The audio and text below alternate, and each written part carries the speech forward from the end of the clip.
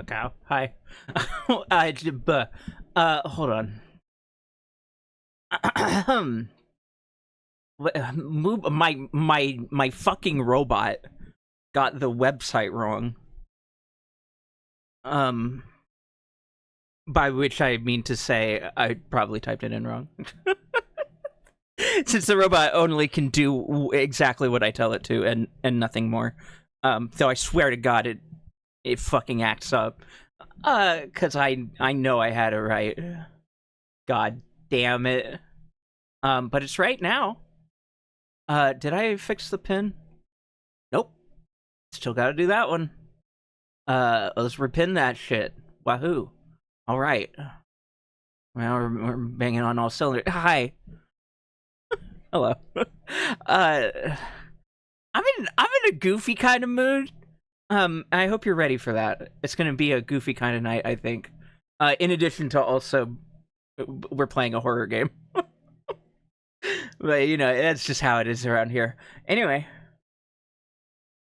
Hi. Hi. Where? Where? Where? Where? Where is Stella? Just a scary, goofy kind of night, it's true. Where is my friend Stella? Where is Stella? We have to find her. We have to find Stella. I don't know where Stella is. Hi. Hi, Trace. Hi, any lurkers. Hi, anyone who is subjected to my bit. Hi, VOD knowers, VOD doers. Hello, anybody, everybody. Hi. I'm Bean. Hi. I need to hop. Hold on. I need a hop emote. Add existing Bean hop. Let's get fucking Bean spin in here too. Why the hell wouldn't I? I love these emotes. Glottal did touch up the Bean hop, if you had not noticed. Now perhaps you shall. The ears got more up and more flop also. It's just very good. It's just very good. The main thing about it is that it's just very good. And there we go. There it is. Hi. I hope you're doing well. I think well, I know that I took a nap. I did take a nap after watching problematic 90s anime with Gobsy's Discord. I fell promptly asleep and was woken by dinner. And now I'm like this. and now I'm like this. I woke up different. So yay. It's good times. Anyway, I'm having a good time. I hope you're having a good time, and I hope you will have a good time with me here at beanlunchin.com, at beanlunch.web. God, it's okay. No, my headphones were just loud. This is probably a fine volume. It just felt insane loud because my headphones were cranked for Chevelle. Ice cream, fuck! I want that. Give it to me. I'm so whiny. I don't need ice cream. I'm fine, but I kind of want it. We don't have any. Is what I'm trying to tell you. I've wanted ice cream, but there isn't any in my house right now, and I don't know how the fuck to live about it. Ugh. Nightmare. Nightmare. Oh well. I'll be okay. The world is so fucking cruel sometimes. I really can't complain that much because I just got a shit ton of candy delivered to my house. Crash It, friend of the stream, Crash It Colors, who you know from web, from elsewhere on website. the Slug's house, Dolly's house, and others. Um, graciously sent me some things off my throne. Primarily a fuck big bag of sour gummy worms that I got yesterday, and I'm already most of the way through because I eat them bitches, and then also a bunch of Reese's Pieces. So I have those now. So really, I don't need ice cream right now. But that doesn't fucking matter. I still want ice cream. You can't stop me. You physically cannot stop me from wanting ice cream. Bunny gotta eat. You know what I mean? Bunny gotta eat ice cream specifically. Why did I put in the anxiety music? Why is this playlist 5 songs long? This doesn't actually solve the problem that I had.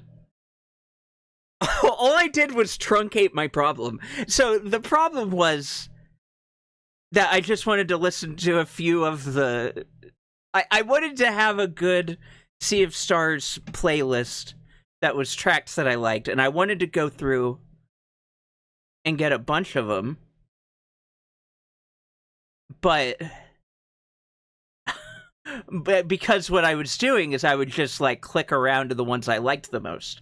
So what I did is I added all of those ones, the ones that I click around to that I like the most, to a playlist. So this has made it easier for me in that I no longer have to click around to get to them, but it has not actually solved the problem that I was intending to solve because I haven't fucking gotten around to it. Life with ADHD is hard. I'm just... seemingly unrelated, but deeply related. Life as a person with ADHD, who is also probably autistic, is pretty difficult. I'm dumping spoonfuls of ice cream onto my screen. I hope it finds its way to you. I hope... thank you. I hope you clean your screen. I hope your screen isn't dirty, because I'm not eating ice cream off a dirty screen, okay? You better clean that. You better have cleaned that screen before you creamed it. I'm not eating no creams off no stinky screen. You know what I mean?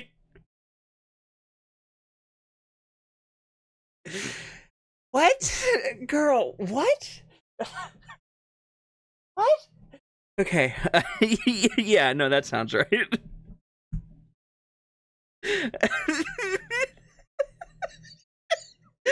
Yeah. Okay.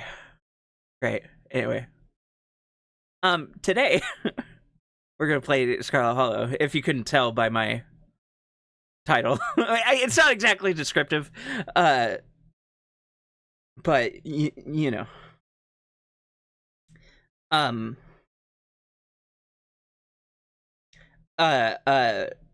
Tonight we are going to put Sybil in a blender. And we're gonna make Sybil soup. And that's gonna be delicious. God, okay. I'm unhinged a little bit, okay. I didn't feel like we would be playing this on account of the B-Sky post and title and tags. Right? Speaking of which, let me just go through those. So, for VOD watchers' sake, in a future where I have finally organized my VODs into a watchable solution. Currently, it's not there. But once I do, you will know that this stream was entitled Stella, and then 2 question marks, and then where? With a bunch of question marks, and then where is Stella? With 3 question marks. And then my tags are all one word, because that's how tags on Twitch work. Stella where? And then where is Stella? It's 2 different tags.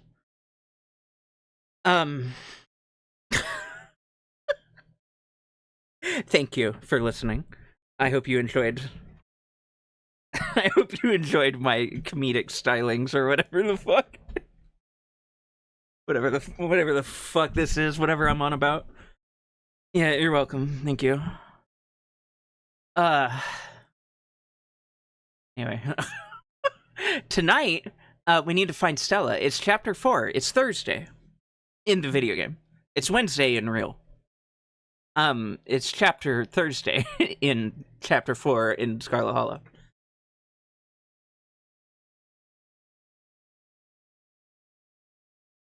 So we gotta look for Stella. Last time on Scarlet Hollow, spoilers for Scarlet Hollow. Obviously. I don't know why I bothered to add that, but big major spoilers for a very major event and a particular interaction that can happen during that event. Here you go. I'm going to talk about it now. We wanted to cleanse Oscar's house of a ghost.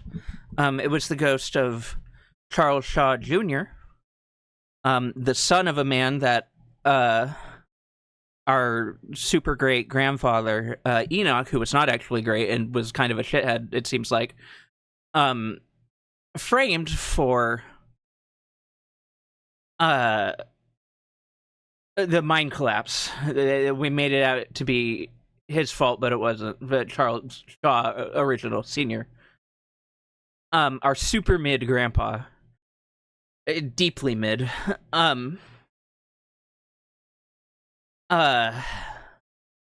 Man, Windows doesn't work. Thank you, Microsoft, for nothing. What was I talking about? Enoch. Why was I talking about Enoch? The ghost. We went and we visited the ghost house, and we said, "Man, I don't want this here anymore." And we were there with Tabitha. And we were friends with Tabitha. Hi, Ven. Hi. I'll finish my recap after I finish saying hi. Hello. Oh God. Oh fuck. My library books. Shit. God damn it. I forgot about those. I can't read.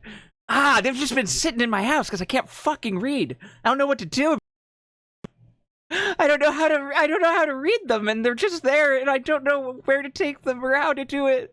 I'm so sorry. I didn't mean to. I don't know what's happening. Hi, Venatrix. Thank you very much for the raid. Welcome in. Hello. If you don't know me, welcome to my stream. My name is Bean. Welcome in. It's a pleasure to have you. Hi. If you don't know me, my name is Bean. I'm the funny bunny. This is Bean. This is me. Bunny. Here, I can get rid of the where for now. My pronouns are they, them, and also she, her. In that order. And we're gonna play a video game called Scarlet Hollow, which is a horror game. So be aware of that. Tonight will probably be fairly horror light. But there will be a recap of prior more horrifying nights and discussion thereof. Just poor little bun. So be aware of that. But hi, how was your stream, Venatrix? Let me say hi to everybody. Hi, Unix Spit. Hello. Hi, Jessa. Good to see you. Hi, Ven. Good to see you. And hi, Novalyn Stardust. Welcome in. Hello, welcome to Scary Town. Tonight is the night where we go to the town that is scary. Thank you for the follow.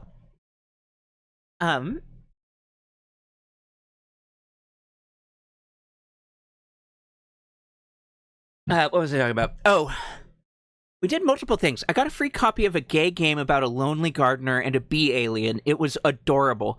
I heard about that. Gobsy showed me a place where I could go to request a key of that from the devs, and I didn't do it on account of my deeply neurodivergent brain not allowing me to at the time, and now it is long past time, because I believe it's out. But you know how it is with spaghetti and neurons. So I didn't get that, but I have it on my wish list now. Because yeah, it's deeply gay. It is short but very, very sweet. It seemed that way, yeah. And yeah, the description said it was like an hour or two. So that makes sense. It was a fully linear, just cute story. Who were the prosciuttos? That's just how the spaghetti prosciuttos. True. Yeah, Sarah, it's great. Right, it was the Stars in Time devs. Right, become one of my favorite indie devs. Awesome. I have not actually played in Stars in Time yet. I want to stream it at some point. I want to stream a lot of things though, so there's no telling when that may or may not happen, but it may or may not happen eventually.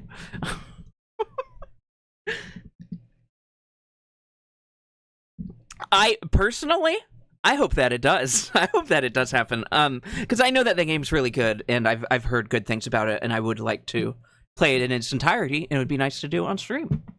I like to do that kind of thing. I like to play video games on this website for doing that. Yeah. Yeah. I know that those games are well loved. I love the game, but brains do be braining in weird and unpredictable ways. It be that way. Because it's funny, because it's when you have this little hobby called streaming, you end up there's just certain games that you're like, oh, that would be perfect to stream for me. So then it's like, so I'm not going to play it outside of stream. And then I already have a million other things scheduled for stream. So it's like, it's going to take me a while to get there because I'm slowly working through other shit. But we'll get there. Unless we don't. One way or the other. Yeah, the weird and unpredictable thing. I'm a weird and unpredictable person. And that's just the way it is. But that's okay.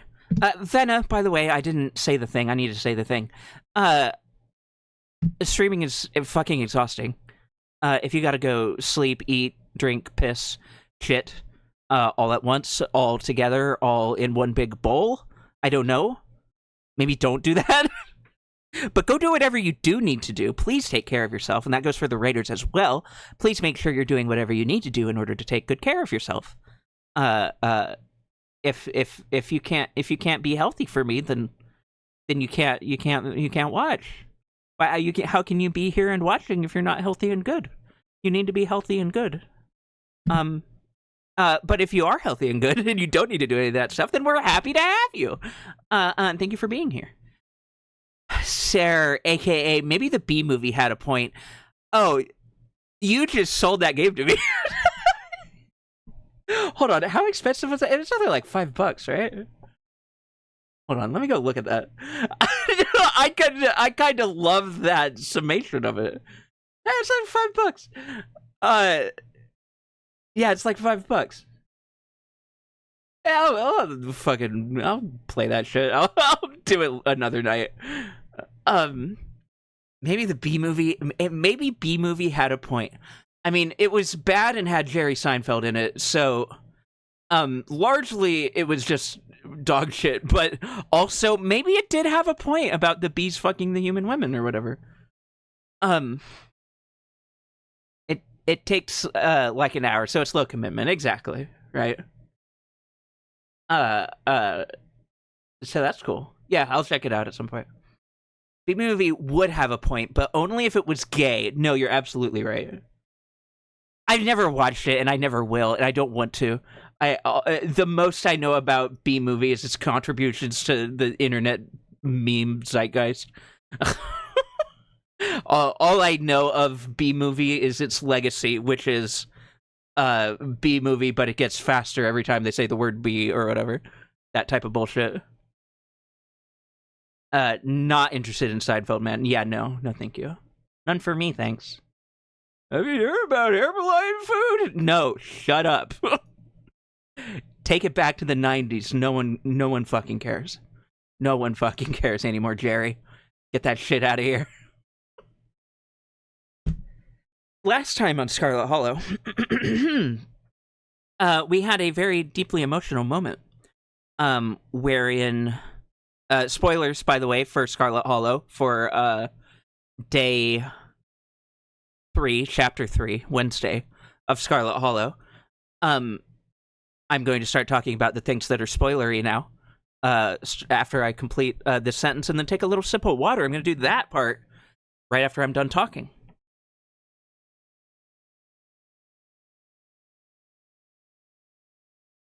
If you hadn't noticed, I'm in a pretty peculiar, particular type of mood tonight. I hope you enjoy it.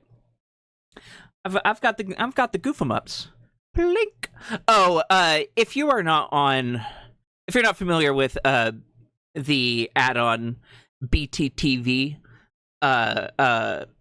for desktop Twitch, which is better Twitch TV, it allows you to see extra emotes. So the word blink turns into a cat blinking, and it's also Super Plink's name. So when Super Plink shows up, we all do the funny cat blinking emote. Not available on. Well, I mean, I know there are ways to have it on mobile, but not the standard Twitch app. Anyway, Scarlet Hollow spoilers. At the end of what are we doing? What are we talking about? Chapter 3. We went through the haunted house. The house got super haunted. All of our friends got possessed. Totally valid. I do that all the time. Lying in bed while watching is a beautiful sport.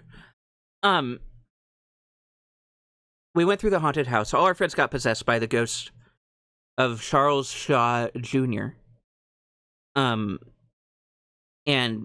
he was like a puppeteer. He had puppeteering dreams. So he puppeted all of our friends and made them act out a play about his life. It's kind of weird and creepy and fucked up. Avery wasn't there, so we didn't see the weirdest and fucked uppest part on that night, but that's okay.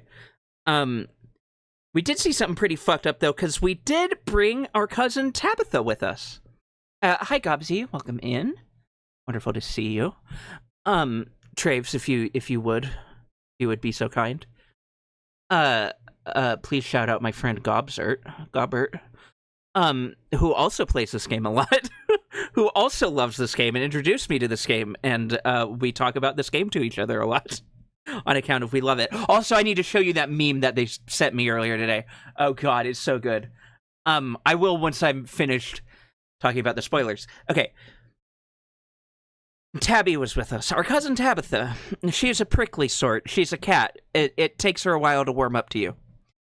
But we played this playthrough such that she did.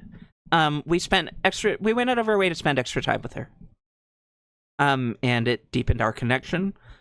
So when we were in the ghost's house, and the ghost told us that we had to give up years of our life if we wanted it to leave, I said that I would do it. And I moved to do it. Sybil was there, and she was quite suspiciously urging Tabitha to do it. She really wanted it to be Tabitha. And she was saying that before I stepped forward. And so I started walking into, because there's like a spotlight. You step into the spotlight and it eats your years. It makes you old. I was going to do that. And as I was doing it, Tabitha put her hand on my shoulder and said, "Wait, you shouldn't do this." And I said, I don't want to leave. It would be irresponsible to leave this here. We have to get rid of it. And she said, "Fine, I'll do it." And walked into the spotlight ahead of us. So Tabitha's old now. Tabitha, our cousin, loves us, and we love her. And now she's old. She took an aging bullet for us. And then I gasped and teared up. Yeah. Because now our cousin is old. And she has a mind to run. She has so much stuff to do. And she's already tired and exhausted all the time. And now she's been aged between 15 to 20 years. And not a good 15 to 20 years. like a like a bad 15 to 20 years. Like a kind of 15 to 20 years where it's like, oh, were you a smoker? Oh, did you have all these horrible conditions? Tabitha Island? Yeah, as a coal mine 15 to 20. Absolutely, exactly. You get it. So she's old now. She is old. She's in her 40s. Hear me saying old is like, I mean, 40 isn't that old, but like relatively. And again, it's not a regular 40. It's a particularly unhealthy 40. I'm sorry, Gobsy, I know. I'm not old. I'm not old. I continue to insist as I slowly shrink into a old wrinkled corn cob. A corn cob that's been left out for too long. I'm young and hard. The corn cob explodes. Yeah, true.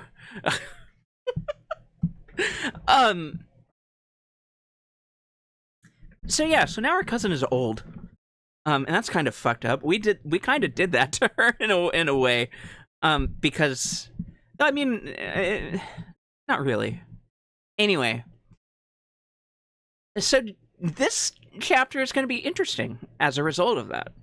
And I'm curious because I don't know. There's a particular interaction that we'll get to later in the chapter. I don't know if we'll get to it tonight. My goal is to get that far, but it is kind of a long chapter onto the way there, so we'll see. I don't expect to finish the chapter tonight, especially with how much I'm boobling. How much I'm rambling. It happens. But there is an interaction that will be very interesting. I don't believe I've had it as street smart with this particular incident. As I said last time, I've only had the... I think I only had Tabitha get old once prior, and that was before the update.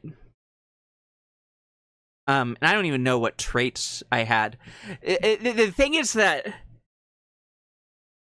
it took one time for that to happen. And then once I knew that, again, spoilers, once I knew that the book smart trait could banish the ghost without getting old, then I never wanted to do a Tabitha run where I wasn't book smart, and so I haven't. Because I cannot handle having her get old. I have done ones where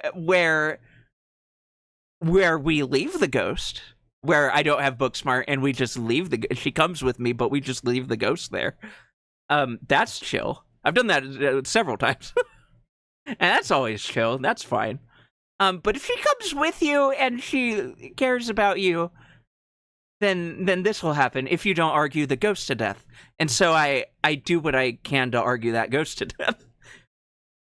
But let me remind you, this is a quote-unquote hardcore mode. This is the bad game state version of the game, where it gives you an extra trait, which is cool. But they don't let you avoid those big decision moments anymore. So we can't argue the ghost to death, even if we had book smart. And we currently don't. We have street smart. We have a bunch of other ones. What are the other ones? Let me get them. We have street smart, keen eye, and mystical. Gobsy craving the mines again. Yeah, probably. Oh, that's right. Thank you for reminding me. In a roundabout kind of way. I'm gonna pull this up over here. Also, hi, Pink. Welcome in. Okay.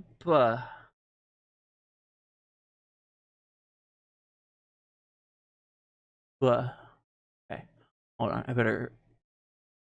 Yeah, okay, good.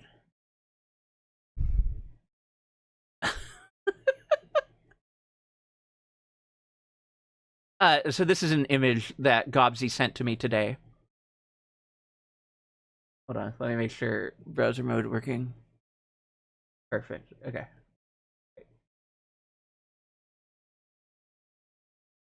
Uh,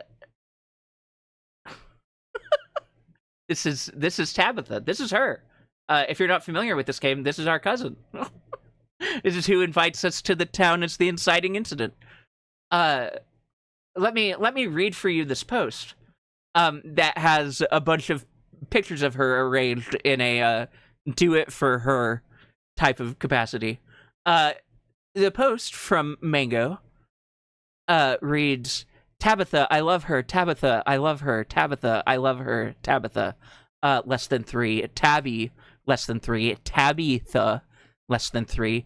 Tabby, Tabi this time, less than 3. Tabitha, spelled correctly, less than 3. And then Tabitha, again, spelled the exact same way correctly, less than 3. She is your player character's cousin, so not dateable, frowny face. But you can talk to Tabitha. Date other characters who are not Tabitha, but who you can talk to about Tabitha. Tabitha can hang out with you. You can sleep over at Tabitha's house, which is a great way of putting this.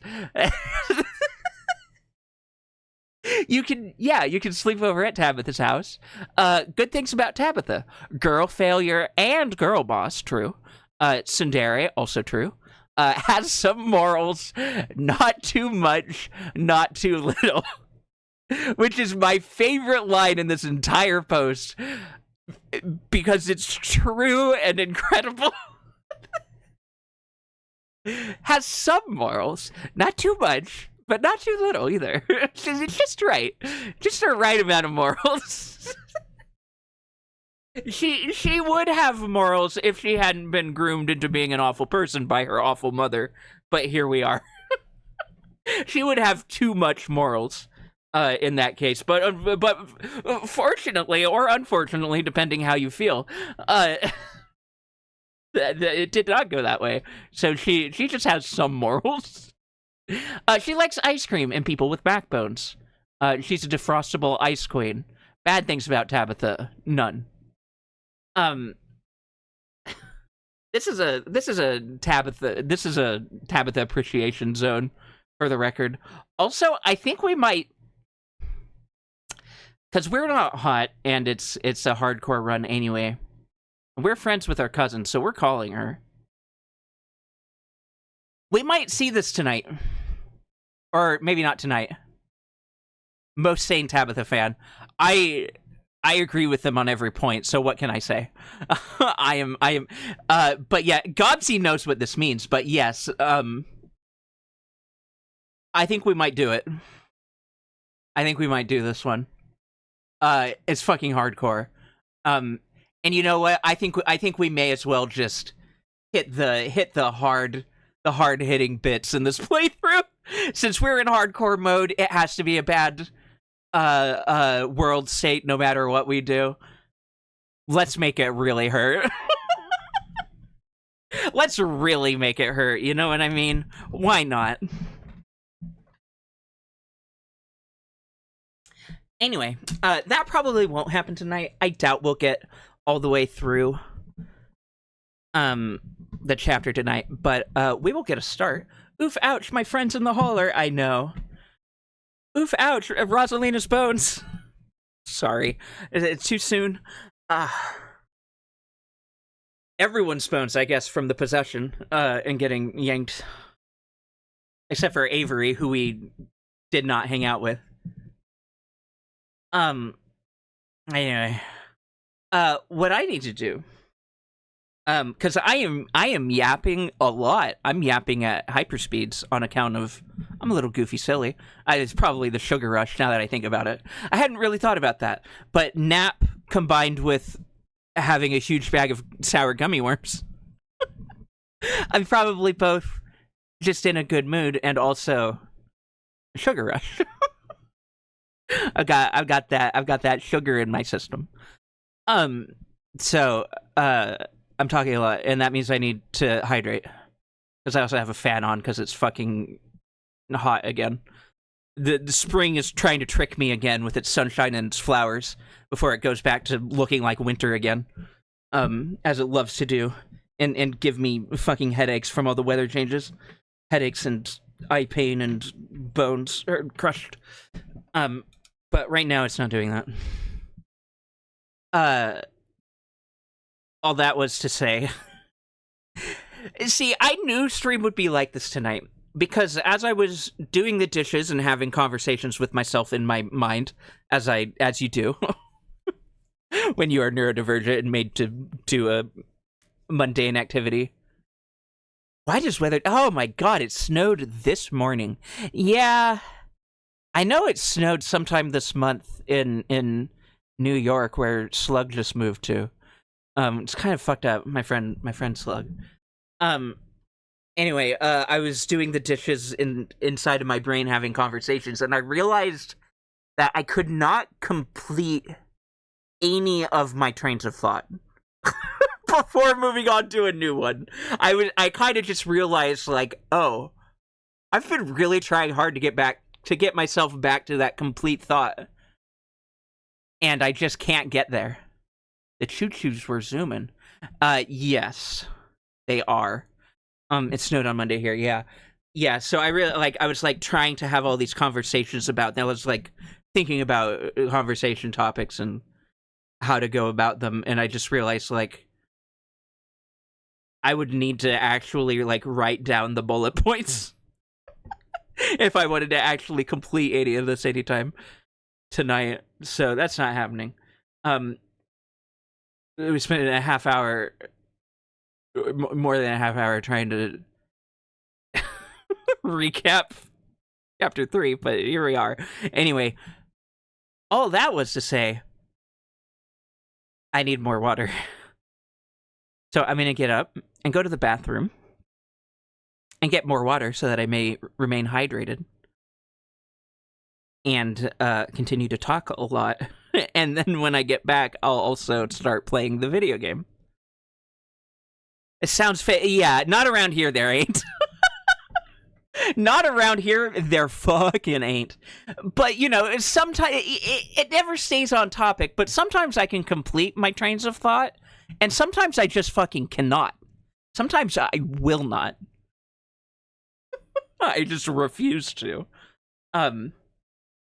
It usually, like, it happens fairly often where I will try to say a sentence and then I read chat and I interrupt myself and then I forget what the sentence was that I was trying to say and then I get back to it a year later or whatever. Anyway, I'm gonna get up now. I'm gonna put on music. And I'll be back shortly, and then we will start playing the video game, so that I can ramble while a video game is on the screen instead of rambling with no video game. I'll be back shortly. Thank you for being here. If you gotta go take care of yourself. As I said earlier, if you need to rest, get something to eat, whatever, please make sure that you do.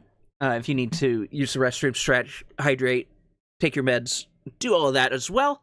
But if you're all good, if you want to hang out and listen to tunes for a moment, if you want to listen to some music with me for a minute, I'll be back shortly, and we'll play a video game. Okay. Meow.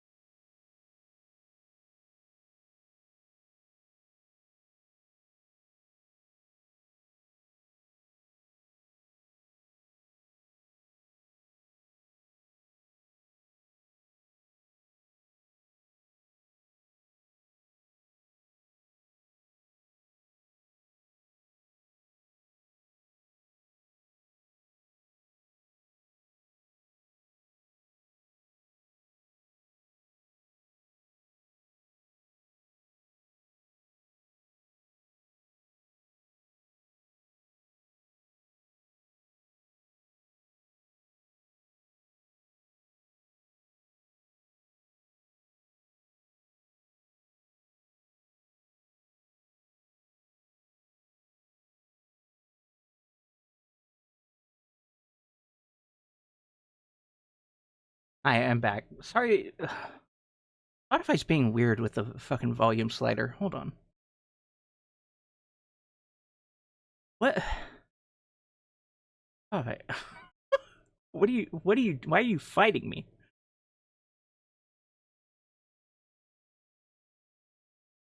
Huh. 'Cause I think, like, the audio was actually coming through fine, but the slider itself was weird. Anyway, hi. Anyway, hello. Is this the right one? Yeah, I think so. Yeah, hi. Let me change the category. Up, up, up, up, up, up, up, up, to Scarlet Harlot. Sorry. Scarlet Harlow. Okay. And also, as a reminder, as we get into the recap, I have it pinned, but just in case you don't see the pinned, condo warnings. This game is a horror game. There will be horrifying imagery at certain points. It's a very good horror game. It's one that is fairly light on it for a large part of it, so that it can really hurt you with its horror elements when it chooses to bring them. Yes, please give a full recap. Here we go. I am going to take a sip before I start reading too much, but I'm going to press the button now. Okay? You ready? Okay, I'm going to do it. Here it is.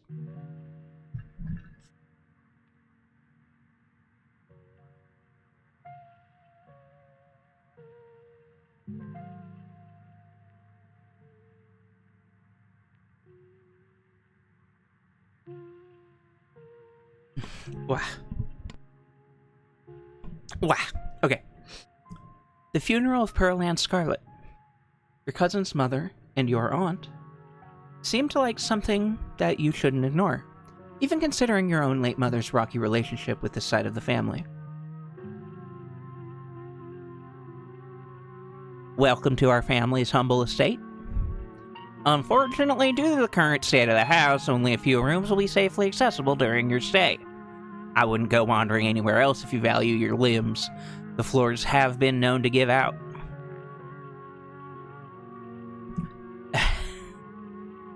Turns out I don't value my limbs. As the locks fall, the doors moan open, revealing the entrance to what once sorry, I forgot to do the moan. As the locks fall, the doors moan open, revealing the entrance to what once must have been an incredibly lavish ballroom. Faintly in the distance, you can hear the quiet notes of an old piano playing from another room. The rundown country ambiance clashes terribly with the goth woman behind the counter, who has been eyeing you with something between curiosity and dawning horror. Oh my god. She was clearly trying to say it quietly, but of course you heard her. You're the only two people here. And then it emerges. An honest-to-goodness mountain lion. And there's something horribly wrong with it. It doesn't bother trying to hide now, leaping down into the clearing with killing intent in its wide yellow eyes, ready to finish what it started. And then... damn, nearly had the thing.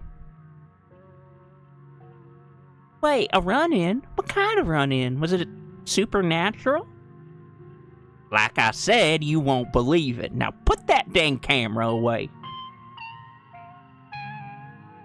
A single deer remains behind, staring down the beam of Stella's flashlight while Gretchen whines and pulls at her harness.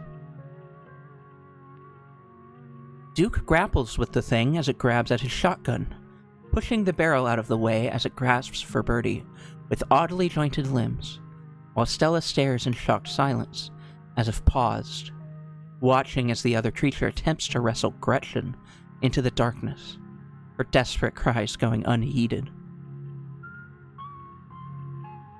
You dive for Gretchen, attempting to snatch her away from the thing's misshapen hands.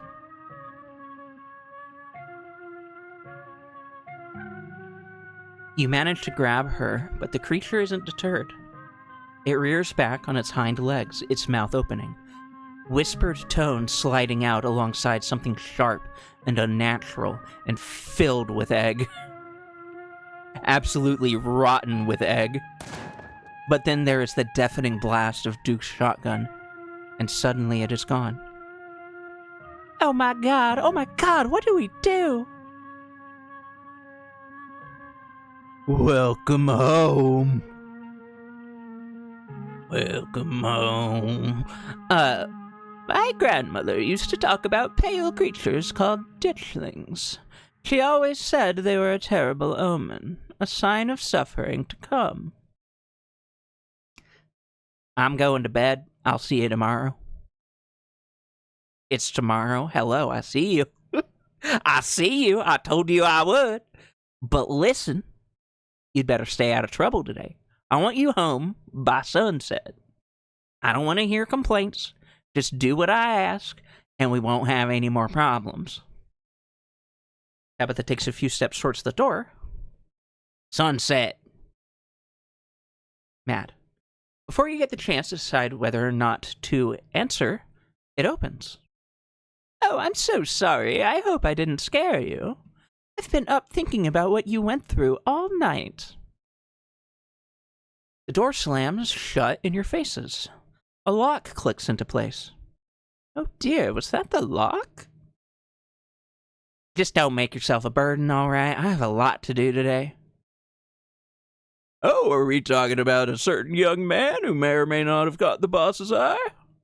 That Sam Wayne fella, wasn't it? Whatever.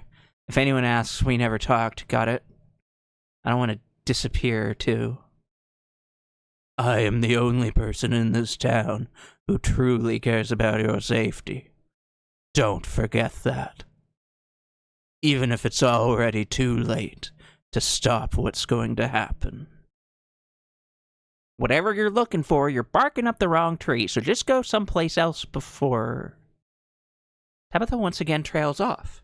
Both she and Stella have noticed the girl with the dark braid and glasses sneaking along the ridge.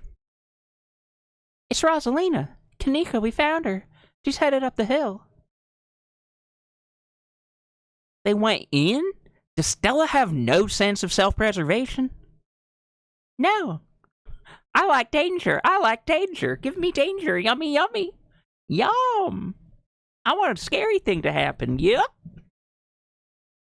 My dad says our house is haunted.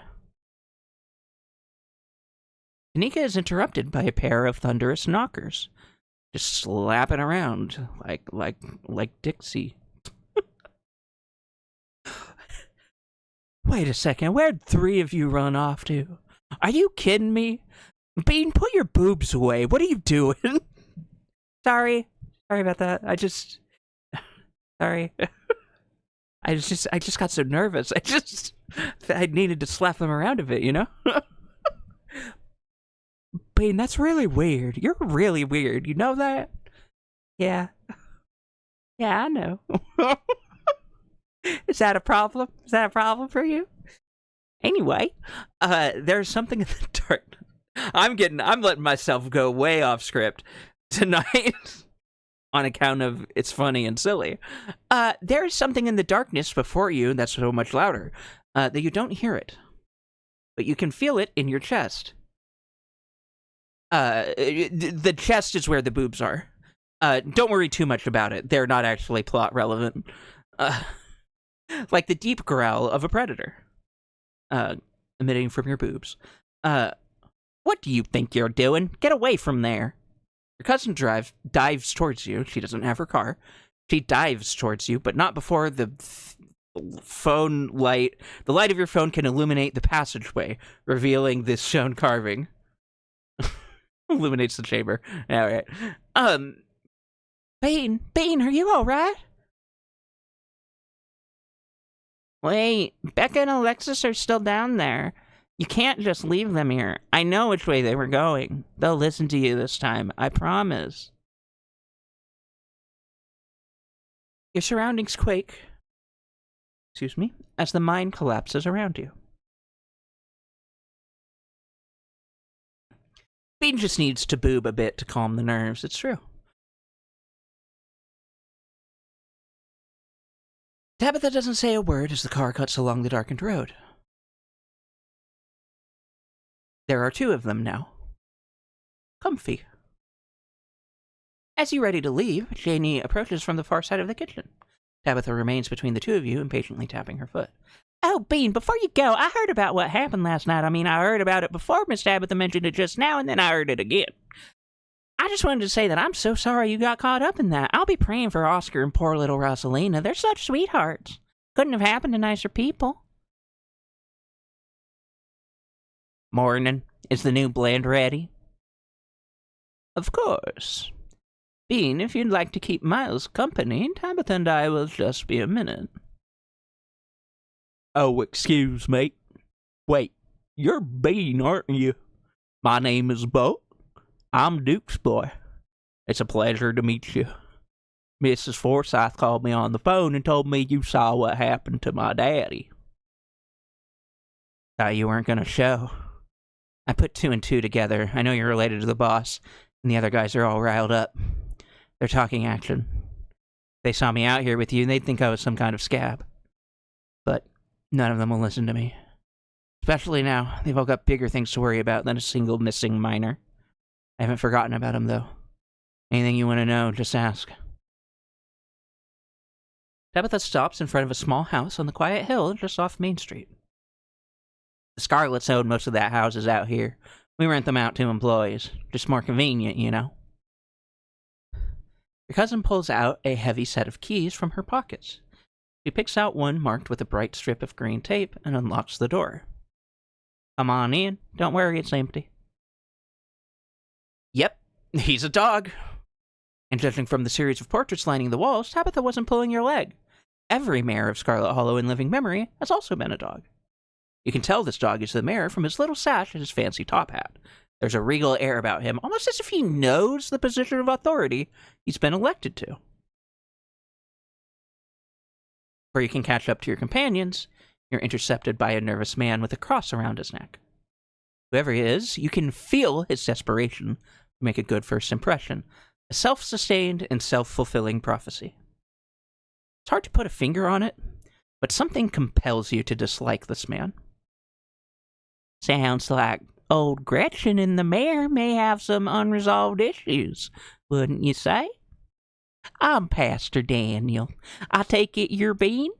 Everyone's been buzzing about you. I'm so sorry about your aunt, but I'm sure she's in a better place now. If you'd ever like to discuss your beliefs, my door is always open. The basement is what you might expect out of a tortured artist who spends all his time confined to his studio. Discarded canvases line its edges, while trash and sketches leak out from their piles in the corners of the room, hiding the bare cement floor. Ghoulish faces coat the walls in paint, sneering out at their creator. Your mom is so scary. It's really hot.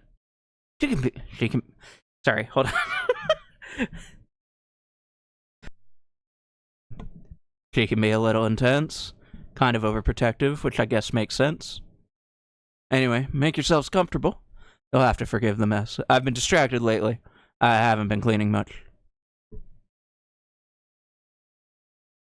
Dinner is already laid out. Dinner rolls, spaghetti, and a light salad. Kanika anxiously picks at her food.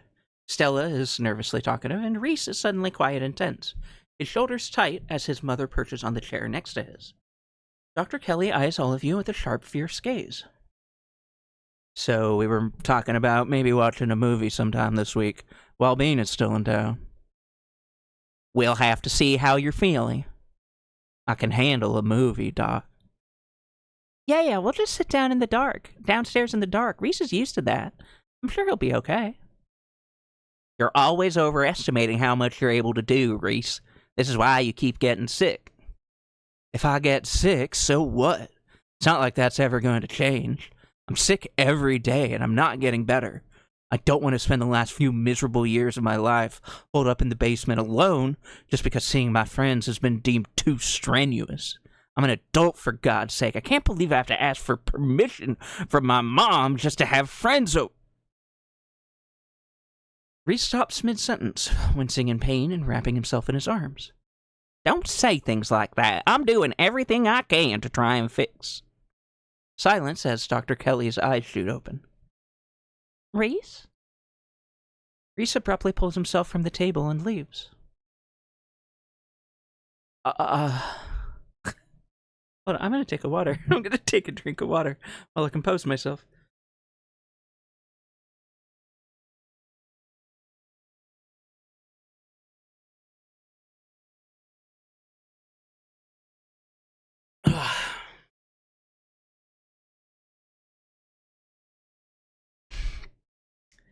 Hey. You're just in time. Hey, you're just in time. What the fuck is Oscar's voice? That ain't it. Hold on.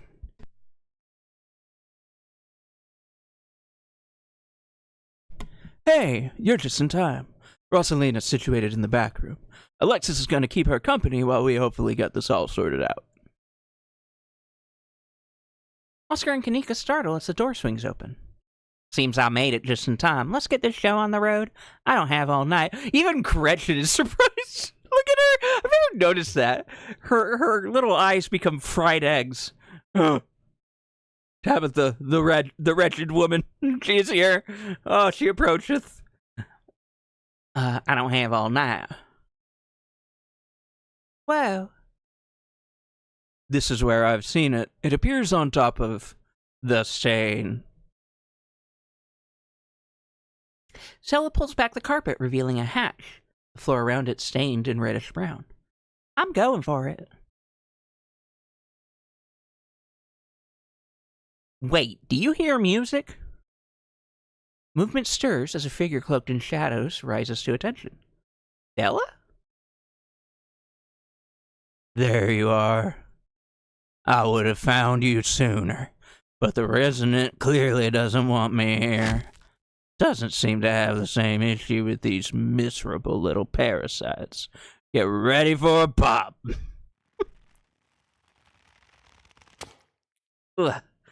Bottom feeders always manage to slip through the cracks, don't they?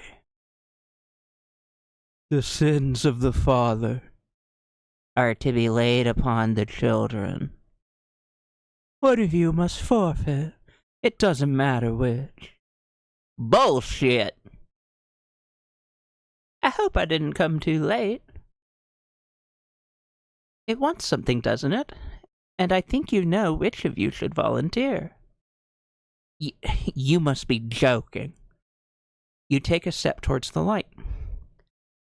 No, I'm not letting something like this happen to you. Let's get this over with. As Tabitha steps into the spotlight, everything crashes to black. I'm so sorry, Bean. I don't think I can talk right now. I'll call you, okay? She hurries off down the road. Before I go, Sybil places a hand on your arm, holding you back for a moment. I'm sure you have questions after everything you saw tonight. Let's not get into it here. I think everyone could use a little rest and relaxation right now, yourself included. If you swing by the tea room sometime tomorrow, say early afternoon, you and I can have a little chat. I'll see you then, Bean. Wink! You don't even notice yourself entering the guest room and falling into bed. Suddenly, you're just there, buried under your family's musty covers. The spirit of Charles Shaw Jr. has been put to rest, at the expense of unknown years of your cousin's life. The specter of the night's events will linger over her for every day she has left, a grim reminder of the price she willingly paid for the crimes of a great-grandmother she despised. Maybe her decision will bring her peace of mind. Maybe she can still right the capsized ship of her broken life. Or maybe things will only spiral out of hand from here. Wake up. Link, wake up. Wake up. You open your eyes. It's a new day. Last night seems so far away. You can almost pretend the horrors you witnessed in the annex were nothing but a nightmare, chased away by the harsh morning light. An involuntary shudder runs down your spine. Your thoughts are interrupted by the buzz of your phone on the nightstand. Still trying to wrap my head around what Tabitha did last night. I haven't been able to get a hold of Stella today. Have you heard from her? You check your messages. There's nothing from Stella.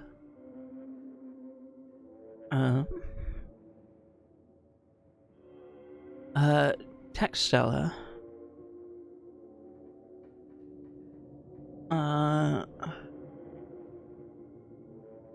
Hey, you good? You wait for a few silent minutes. Your message sits undelivered.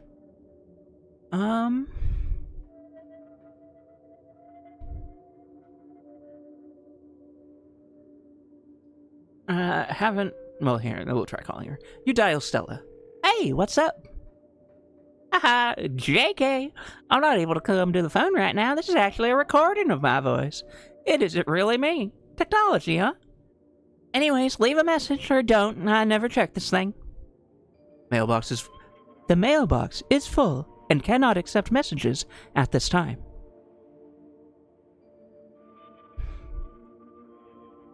It's me! Hi, 4. Hello, welcome in. I'm sure she's fine! I haven't heard from her either. That's not good. I think we should try looking for her. Let's meet up in town. Looks like you have your morning plans in order. Let's take a shower. You might as well take a shower before starting the rest of your day. You step into the guest bathroom and into the shower. Feels good to wash away the grime of last night's haunting, but eventually you'll have to leave this place and confront the rest of the day. In the meantime, you... about the door in the clinic. Think about your cousin and the burdens, both physical and metaphysical, she took upon herself last night. Think about the afterlife. It's undeniably real at this point. What you've seen is terrifying. Think about Stella running off last night. Hopefully she's just sleeping in. All the other ones we already know.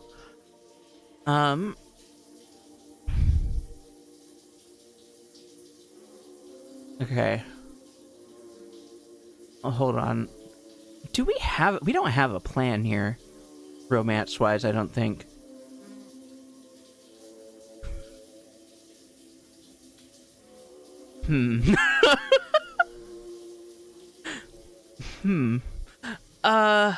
Yeah.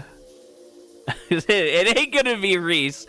Dr. Kelly probably isn't gonna work out since we're not old. Maybe Tabitha has a chance, though.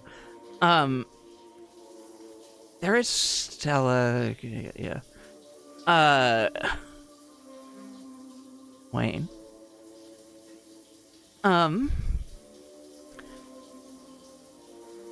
We're not hot. We're not necessarily fuck-brained. We're mostly just along for the ride on this mystery bullshit that we've been sucked into. We haven't really had a chance to spend a whole lot of time with the people of this town to develop any kind of connections of this sort. Joan is hot. But otherwise, I don't think we really have... And Oscar is also hot. But we haven't really formed, like, a proper connection with Oscar. So... I don't think any of that feels right now. But being weird and mystical sure does. It always feels right for this character. Every minute feels like another thread holding this town together starts to unravel. Thoughts of doom consume me. Yay! Shower time! Okay, check the closet. You make your way to the closet. There's no denying it. Sorry. There's no denying it.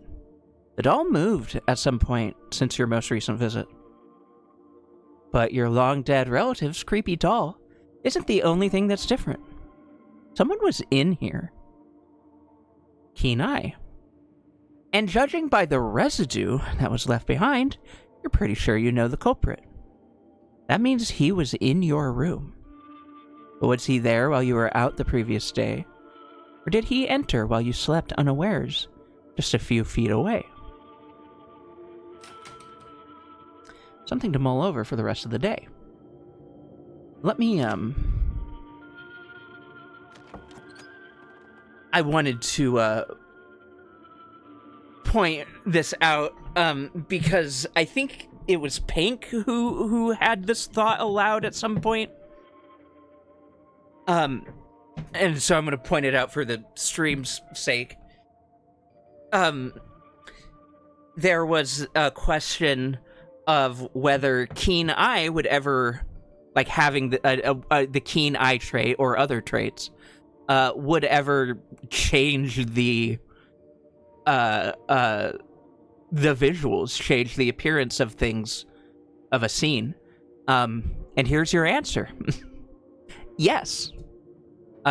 Because we have a keen eye, we're noticing this residue that you don't notice on other playthroughs. We can recognize that Wayne was here. We don't know when he was here, but we know that that is his creepy muck. That's his goopy goo. Normally when you open this, there is no residue. You just see the doll has moved and someone moved it. You don't know who. You don't know when or why. Now we have a little bit more of the picture there, don't we? Wayne was in my room.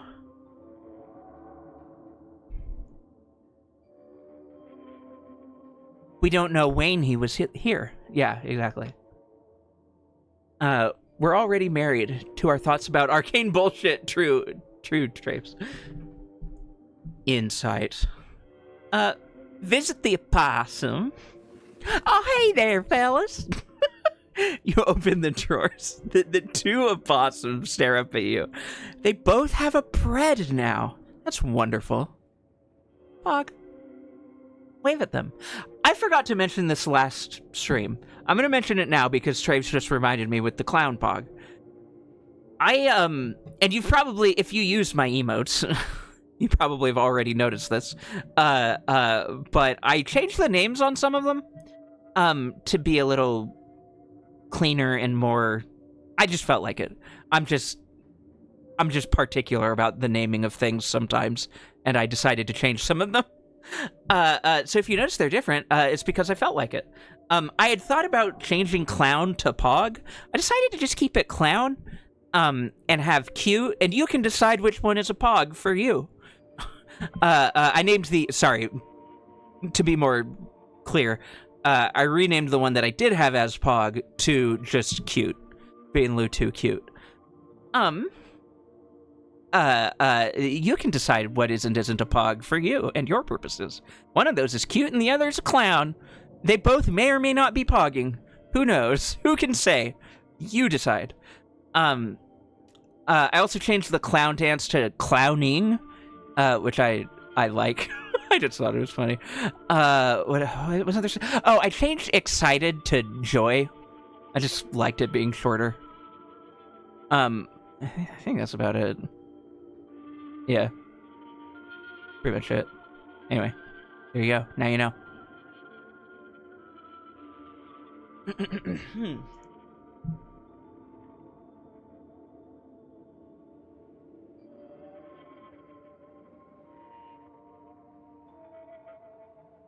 You wave at them.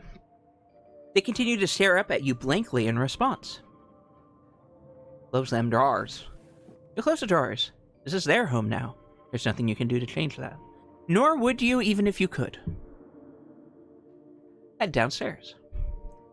It's time to face your cousin.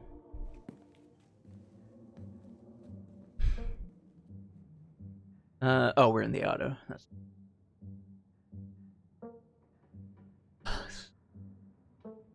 All right. In the light of day, she looks even more physically worn. than she did last night. The fresh creases carved into her face accentuate her frown, and she slumps even more uncomfortable than usual. They're striking this week of all weeks, as if I didn't have enough on my plate already. There's an almost cool confidence in the way your cousin talks about the strike. Does it even matter how the strike plays out? Any resolution would merely treat the symptoms of the disease rotting the heart of Scarlet Hollow. For things to stand any chance of getting better, there's something deeper you still have to fully uncover. Interesting. Let's talk about the strike. Ooh, alright. How are you feeling about the strike? You can be honest with it. You seem unfazed by the strike. Okay, we have a lot of trait options here. And we're gonna have to see how they lock us out of other ones, if they do. So I might do a little bit of reloading as a treat. So the strike is just a symptom of the rot in this place, Tabitha.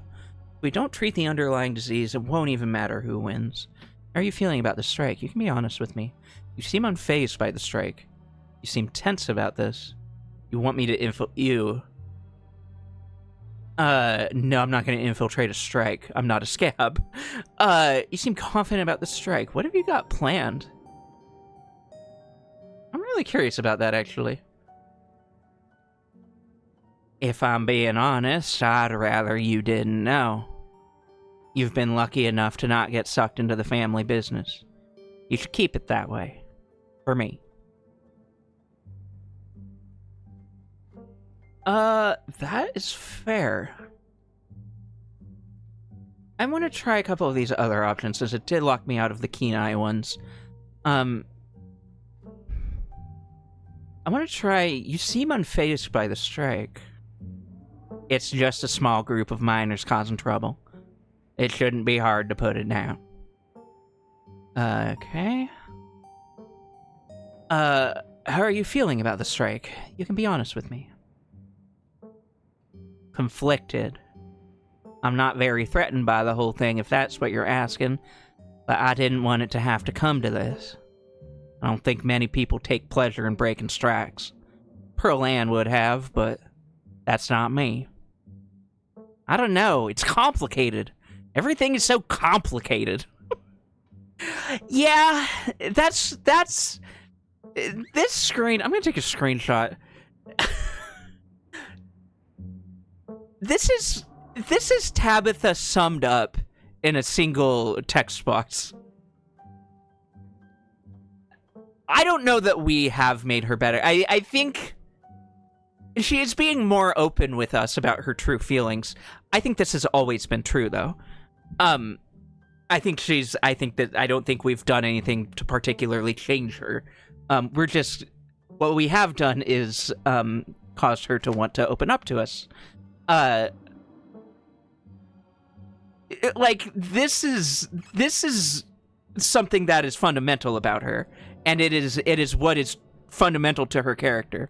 I don't think many people take pleasure in breaking strikes.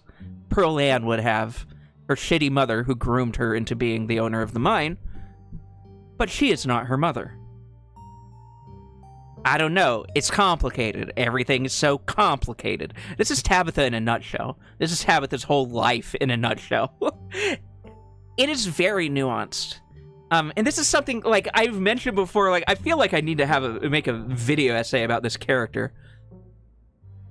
Because she is a very interesting lesson and, not even just lesson, but an exercise in attempting to portray and understand nuance. Tabitha is a surprisingly nuanced character. I am truly shocked at how well the devs have managed to portray her and everything about her. Because there are basically... When you look at a character like this and look at something like this, there are two poles that you end up at. It's either It basically, like,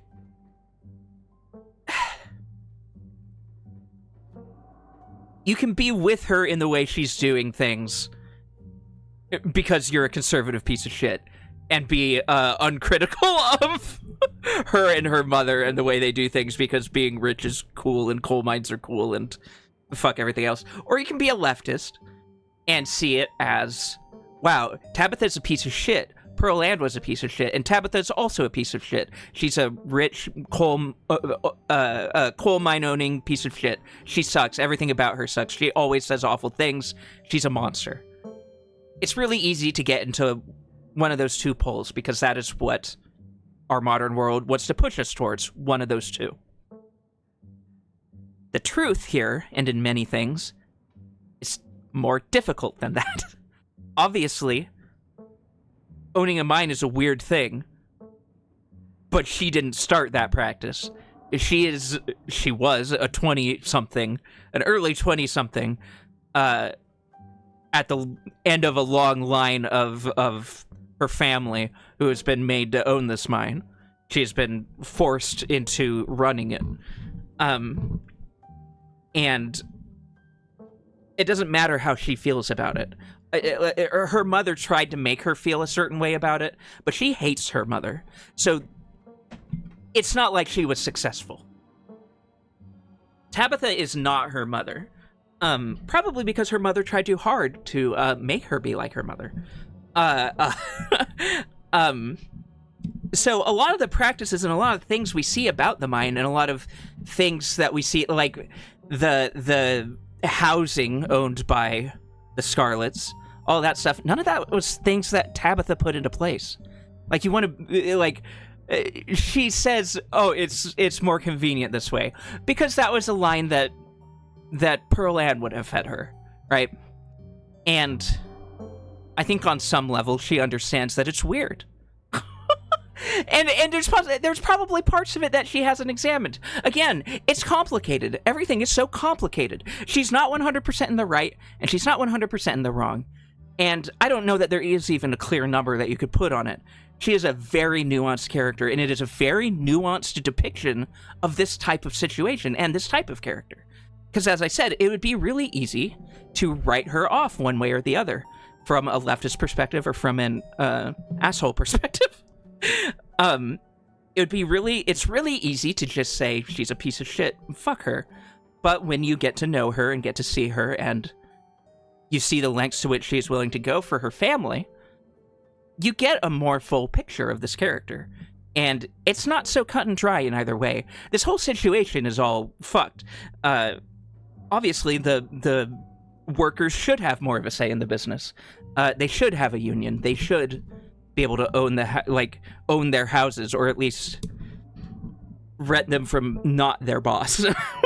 It's a weird structure. It's fucked, and it should be changed. And I believe that it could be changed. But blaming Tabitha for it and taking that out on Tabitha and treating Tabitha like the villain of this game or of this town is myopic. It's simple. It's easy. And I think what this game is trying to show is that nothing is that simple. Nothing is that easy. And Tabitha is the actual, like, when you get down to it, I feel like Tabitha is the protagonist of the story. In a weird roundabout way. I think that is sort of the intent here, is that you and Tabitha, the two Scarlets, are the shared protagonist of the game Scarlet Hollow. That you are two sides of the same coin. And I genuinely am starting to feel like the Tabitha route is like the true route in a way. I think there's a lot of routes, and I think they are all true. But it's just really fascinating seeing things from the full perspective of Tabitha's perspective, and understanding that she is complex. She's not a great person. She's not a bad person either. It's complicated. Everything is so fucking complicated. Anyway, end rant. End talk. She's right. Okay. Let's try being a mystical weirdo. The strike is just a symptom of the rot in this place, Tabitha. If we don't treat the underlying disease, it won't even matter who wins. Glaring at us. Don't worry yourself about this little rabble. They won't last long, trust me. Yeah, alright. Tabitha, I'm trying to talk about the nuance of your character. Don't then be a shit. Okay. Do you know what the strikers even want? I haven't seen a list of demands. I'm sure it's just the usual.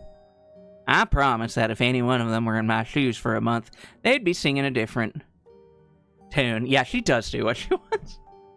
I mean, the truth is that she has a mind to run, and she has her feelings about the ways that things are done, but she kind of has to do things a certain way to continue to get it done anyway. You know what? I want to see. I wonder if her being old is in this. Usually I'm pro-union, but always I'm pro, and I still am. Usually I'm pro-union, and I still am, but also, those are both bullshit. Come on, your mom just died. Can they not? Right? Let me at least get her in the ground first. But it's fine, I'm going to sort this out. I just need to keep things together long enough for the mind to get back on its feet. Then everyone will be happy, and we can all go back to normal.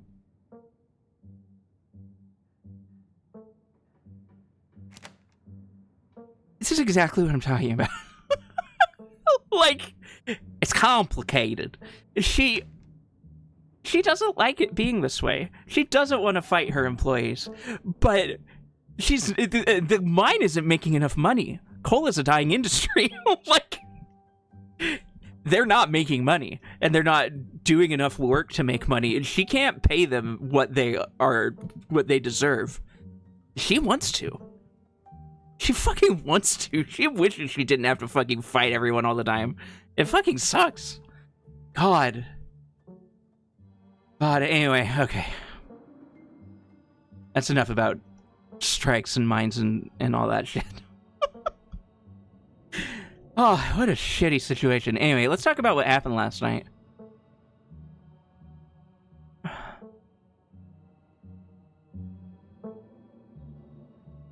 God, there are a lot of options here. Okay. Let's do this. So, ghosts are real. Still can't get over that. I can. What does that actually change about anything? I was probably gonna die young anyways, and I still have a mind to run. Oh, sorry.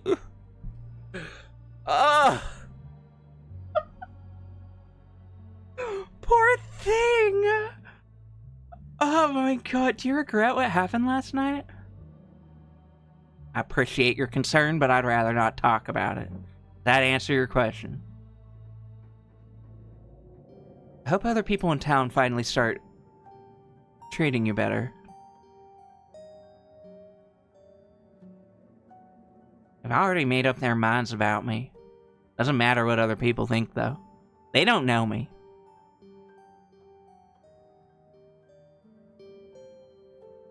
Oh, Jesus.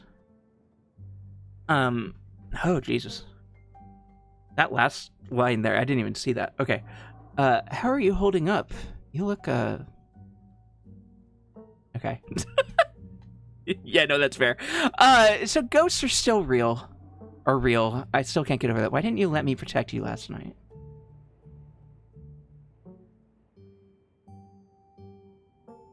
That is a raw fucking lie. I really want to get to that, but, why didn't you let me protect you last night? If our roles were reversed, I'd be asking you the same question. I care about you, Bean. I don't care about many people. I'm gonna cry.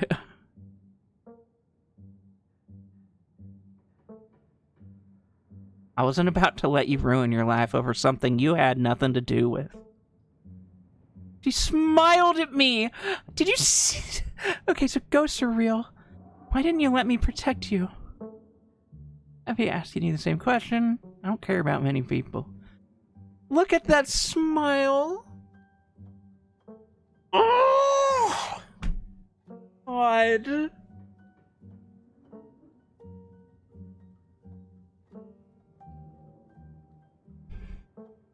He cares about us.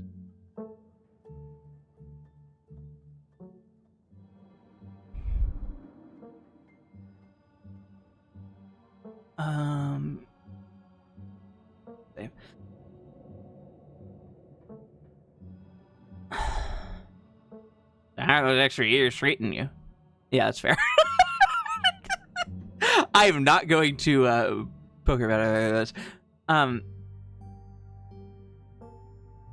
That smile was just gas. Like a baby smiling? What do you mean by that?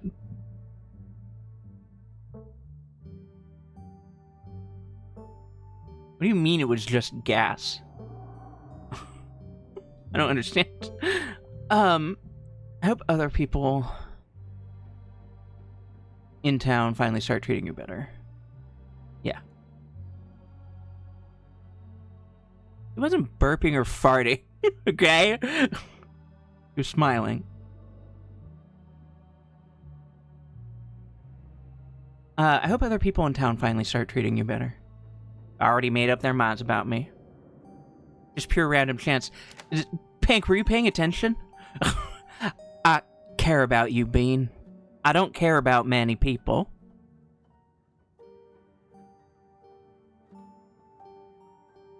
And then the next line, she smiles while saying, I wasn't about to let you ruin your life over something you had nothing to do with. I'm pretty sure she does like us, actually. Shut up, Pink. Shut your little woomy ass. They've already made up their minds about me. Doesn't matter what other people think, though. They don't know me. Pink's just being a little goober. That's fine. They're allowed. I reserve the right to time them out, but, you know. Be a goober within reason. That's fine. Okay, so we're not going to poke her about those. Kasara, thank you for rubbing your ass on my carpet. Yeah. Yeah. Hi. Kasara, it's lovely to see you. Thank you so much for the resub. I appreciate it. You've been rubbing your ass on my carpet for 9 months now. What a wonderful time it's been. There's nobody's juices I'd rather have tainting my floors. Thank you so much, Kasara. I'm so sorry for what I just said. The kids line, I think, is there to give you more info about the family curse. That's my guess. Potentially. You may not remember. I'm honored, honestly. Discolored carpet. Wow. Yeah. Yeah, it's not ghost blood. Oscar. That's not ghost blood. Kasara was here. Fuck. Anyway, hi Kasara, I hope you're doing well. Yeah, so when you are in the car with Tabby after the mine thing, I've discussed this before on stream when we got to that point. When she takes things out on Oscar, when she says some people shouldn't have kids, there are people who can't even conceive. I wonder who she's talking about. You know, who would do a better job or whatever. And here he is having a kid at 19 and has no idea what he's doing. That line, which is, on the one hand, awful, and on the other hand, giving you a lot of insight into Tabitha. And when you have the keen eye trait, I believe, you can ask her,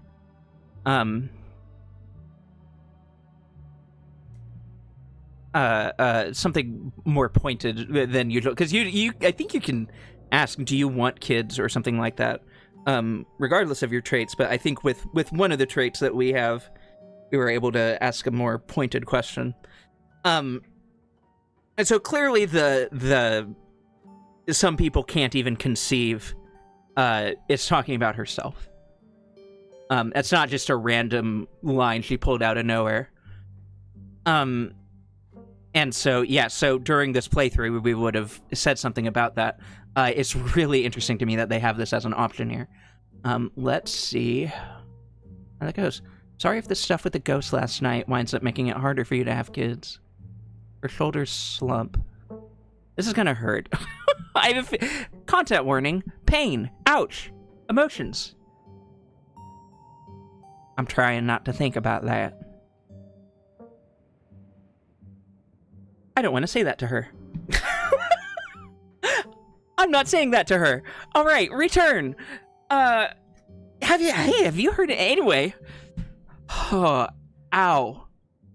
Ow, oof, my bones and my heart. It didn't really tell us anything about a curse now, did it? It just kind of breaks your heart, doesn't it? Have you heard anything from Stella? I can't get a hold of her. No, but that's not exactly newsworthy. I'm sure she's just processing what happened last night. We weren't the only ones who were traumatized.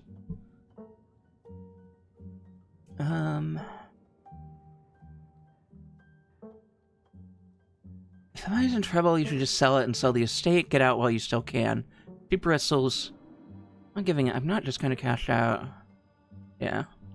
I know. I don't want to make her bristle either. You probably should get going, right? Yeah. I've dawdled long enough. Stay safe. No more hijinks. Let me know if you get in trouble, okay? Tabitha slips past you. Her heavy boots thudding down the hall as she marches away to face her employees. Time to figure out the rest of your day. Right. Let's fuel up with a quick PB&J. So our combination of traits gave us some insight that we normally wouldn't have. This isn't the first day, Pink. What are you talking about? Those are already eaten and gone. We already ate all of it. You weren't here on the first day. You missed out. I didn't eat the leftovers, but... I didn't actually.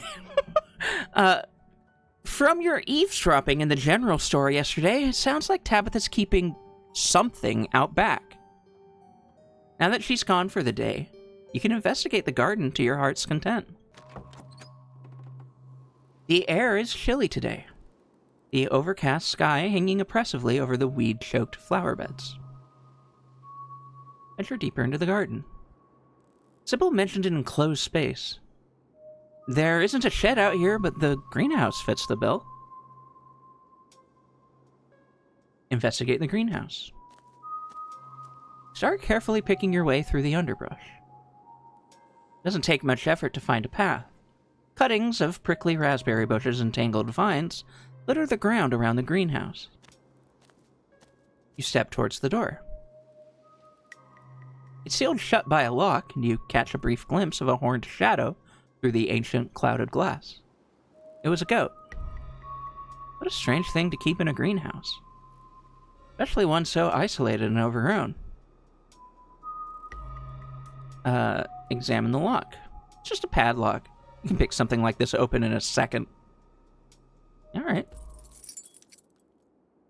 When are people going to learn that a mere lock can't keep you contained? Pop it open with ease. Except that it did on the second day, because we couldn't get back in. Look at this cute fucking goat. I love this goat. Its name is Goat. A warm barnyard smell floods your senses as you stare down at the goat within. It stares back up at you from its place on the tiled floor, surrounded by dried herbs. The smell is familiar. It's the same scent that wafted out of the burlap sack of quote-unquote tea that Tabitha picked up from Sybil the previous morning.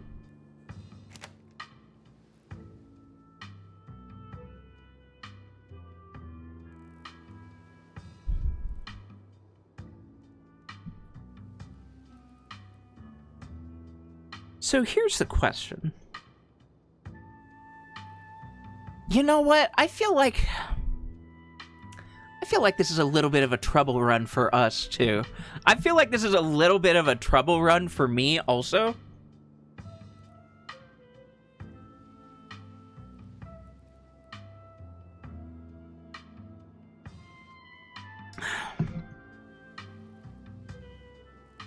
Untie the goat.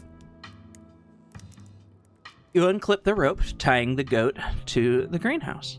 It stares up blankly at you in response.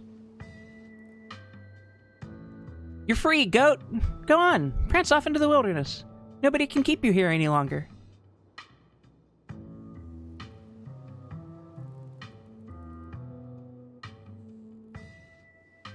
The goat stares at you. It's not going anywhere. Attempt to force the goat out of the greenhouse. You do your best to force the goat out of the greenhouse. Even in this enclosed space, you fail to catch it. It doesn't want to leave, and it's far more agile than you. This is a losing proposition. Alright. The door's already open. You think for a moment about whether you should keep it that way. This is the interesting decision here. God, I don't even want to save over that. Well, I guess we can get back to that point fairly quickly. Because we untied the goat. Do we leave the door open, or do we close it? I have a feeling that this has consequences.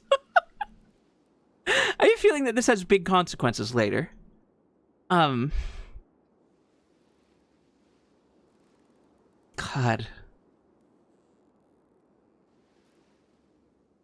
I was saying that it's the trouble run, which is why I was thinking about leaving it open. But oof. I don't know. Because, like, part of what we heard from the conversation was that you need to be very particular about what you feed it. So if we leave the door open and it happens to wander out, it sees some grass it likes, and it happens to wander out there and take a nibble, that could be bad. That being said, there's a lot of greenery in this area that it could easily get its mouth around. So that's not exactly as thorough as they probably should be about that, if that's such a big deal. I don't know what's going on here. But Tabitha trusts me. And I want to trust Tabitha also. Okay, let's try. Close the door behind you and reapply the lock. Well, she will be a little wiser because we did untie it. And I think I'm gonna undo that. Let's pick the lock. We're gonna go in there. For the ritual, exactly. Yes, I think that is genuinely what is going on here. A warm barnyard. Yeah, the smell is familiar. Yes. You're free, goat. It's not going anywhere. Right, because it's still tied. I don't want to untie the goat. I'm just going to leave. And I'm going to close the door on my way out. Close the door behind you and reapply the lock. Tabitha will be none the wiser. It's best not to keep Kanika waiting. Head to town. I think if Tabitha hadn't gotten old for me, I may have fucked with it. I know I've fucked with it in other runs. I freed the goat on my first playthrough. Well, let's see what happens on further chapters in that playthrough, why don't we? I'll be curious to know. Yeah. Right, because you were Talk to Animals in Street Smart. Yeah.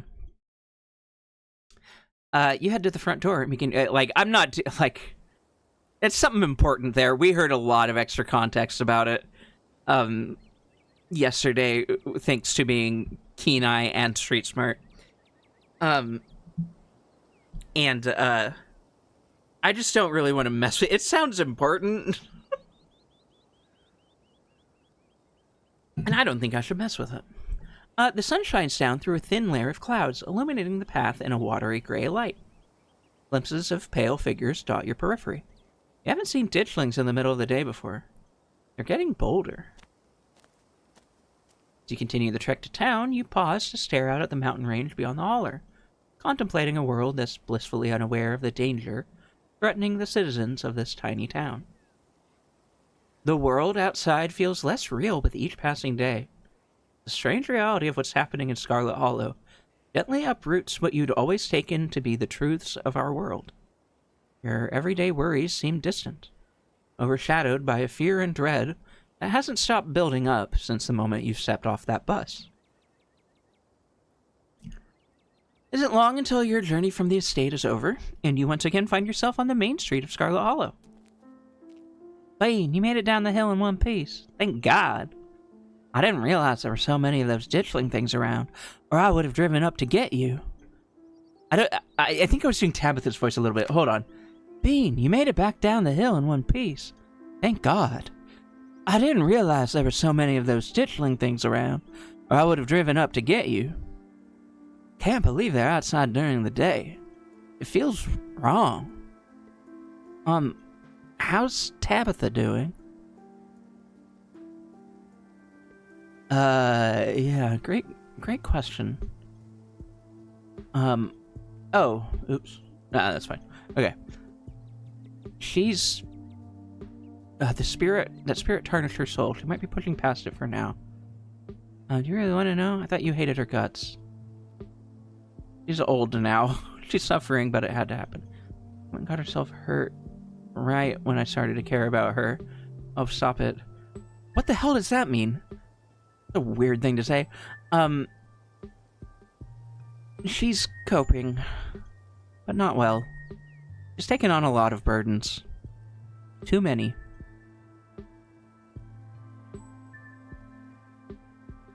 I guess she has, hasn't she? Sacrificing herself like that wasn't exactly what I expected from her. It's definitely making me question if I actually know the real Tabitha, or I've just been tricked into buying some front she puts on to seem intimidating. I don't like how much I've been forced to question my perception of reality lately. This sucks. Yeah. How are you holding up?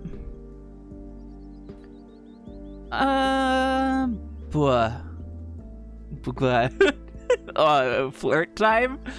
God, what if Kanika? What if we managed to get... What if we could turn this around into a Kanika run? A roundabout, very anti-Kanika run. So I'm pretty sure we lied to her about our name on the first day. I'm pretty sure, like, I've never even heard of an M. Tabitha. I don't know. Who's it? Tabitha who? And then, like, later that night, we show up at her house and Stella's like, oh yeah, this is M, they're Tabitha's cousin. Or this is Bean, they're Tabitha's cousin. And she's just like, wait, you liar! Enemies to lovers! True. Excited, mostly. Can't wait to find out what horrors will. I'm keeping it together. Yeah. I'm not feeling much of anything right now. How about you? God, I wonder if we could manage to get the romantic thing out of her today. Let's find out. Let's find out. Much better now that I'm with you. Oh, she's glaring at me. Wow, so smooth. Okay, she hates me. Never mind. This isn't gonna work out. Okay, I only invited you because I don't want to be grabbed by something spooky while looking for my missing friend. And Avery is working today. Don't think this means you're not on thin ice. Noted. So, go, son. So I just stepped in a steaming pile of dog shit here, didn't I? Anyway, what about ghost enemies to worse enemies? Yeah. So, ghosts, huh? Okay. Well, that was foolish. I think everyone in this town is just gonna hate me, and that's fine. Maybe Wayne will fuck me. Anyway. I'm mostly just worried about Stella right now. I'm keeping it together. I'm keeping it together. You? That's good to hear. Emotionally, I'm with you. Just trying to keep myself from breaking down too much. But physically, I feel like I got crushed by a steamroller or something. I figured it was from all that ghost possession stuff, but I wasn't feeling great yesterday either, so Mom is convinced it's a cold. She's got me on a strict tea regimen now. Maybe she's onto something. I do feel a little more alive after drinking about a liter of the stuff. Okay, that's a lot. That's a lot of tea, Kanika. I'm at least well enough to go looking for Stella. Okay, no flirt. You're the yeah, but fuck me, Wayne. You're my only hope. Fuck me, Obi-Wan Kenobi.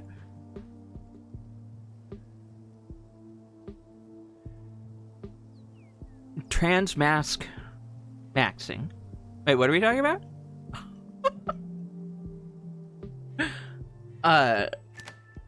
Oh. The leader of T thing? Gotcha. Transmask Kanika would be a hell of a vibe, wouldn't it? Interesting. Very interesting. Okay. So how are you mentally? I will ask. I butchered that joke into a billion pieces. Yeah, it sucked. But that's okay. We still love you, Katara. Don't worry about it. All right, buddy. You did your best. That's all anyone can ask.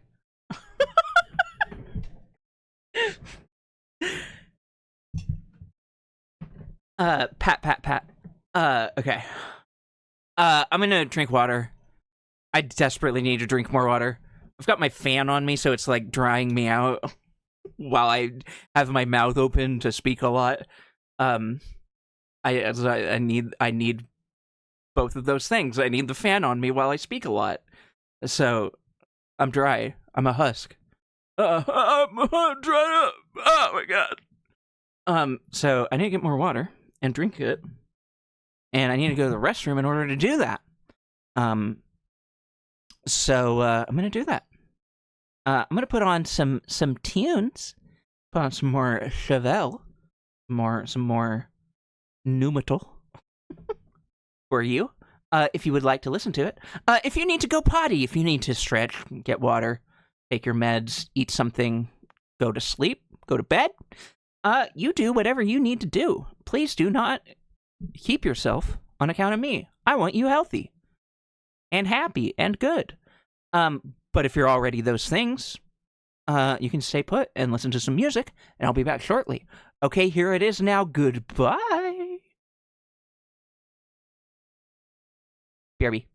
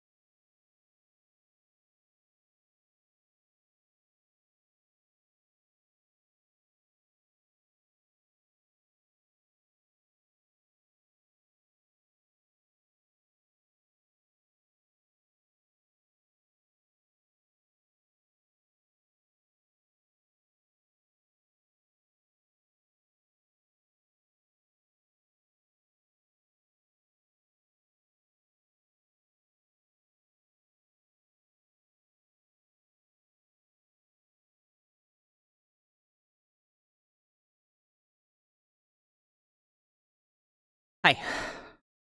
I'm back. Alright, I took an extra minute to make sure I hydrated really nice and good. I drank a lot of my water, and then I refilled it. So I'm extra good to go.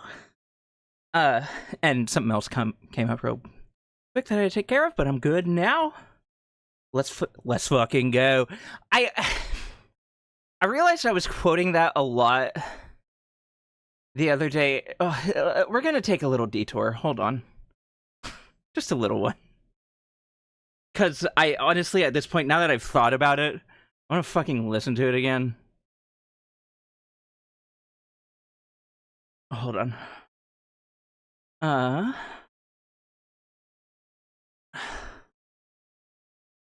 Over here.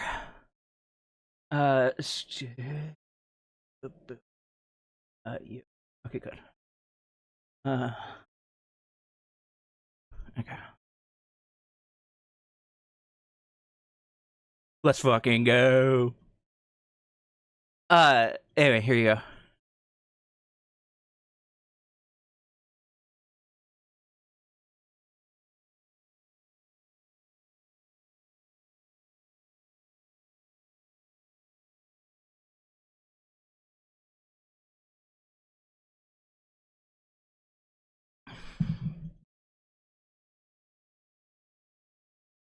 Let's fucking go. I've had that way of saying this in my brain constantly lately, and I don't know why.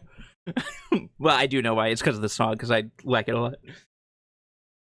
Fuck around with my tight crew. I can perceive you.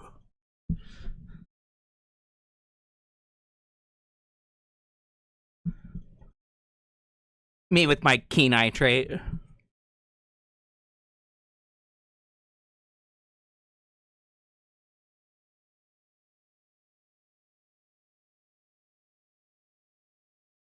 This man's already a bard IRL, I know. Forming that, guys. It's up to you for forming meaningful relationships. Wait. Your ass baby got a teeny little bitty bitty body, and I hate it.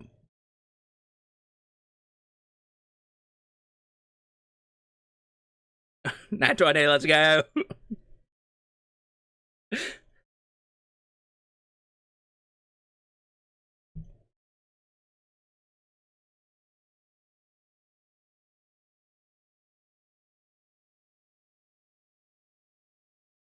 Loot that body. I don't loot that motherfucker. I loot that dead kid's body. Good. Get those off of there. Look at that. Look at my life. It's not for you to know. Okay. Anyway, nope, wrong one. Fuck, shit. Here we go. Loot that body. Gotta loot that body now. Loot that body. Loot the motherfucker. Anyway, hi, Kanika. Let me turn the music back on. So how are you mentally? Oh, I'm okay. What the fuck was all that? I rolled a run. I rolled a one. I rolled a one. Fuck. My boys are otherwise engaged. So how are you mentally? That's a great question. My concept of how the world works is being shattered a little more each day. So that's cool. Every day I feel more and more like I need to get out of this town before it swallows me whole. But I also keep feeling like there are too many reasons to stay. Like right now, I can't leave until I know Stella's okay. With her folks gone, the only people she has are her friends.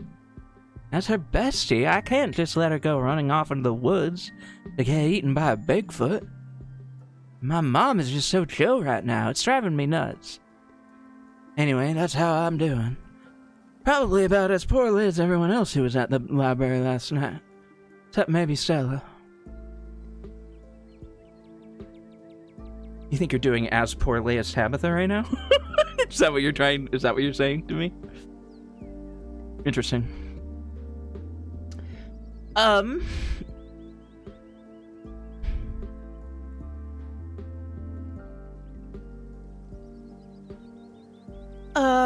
supposed to see your mom at some point today. Maybe she'll finally shed some light on things.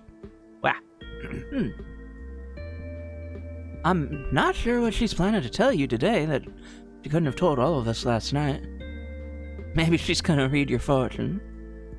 I should probably stop making fun of her whole New Age mystic vibe. A lot's happened in the past couple of days.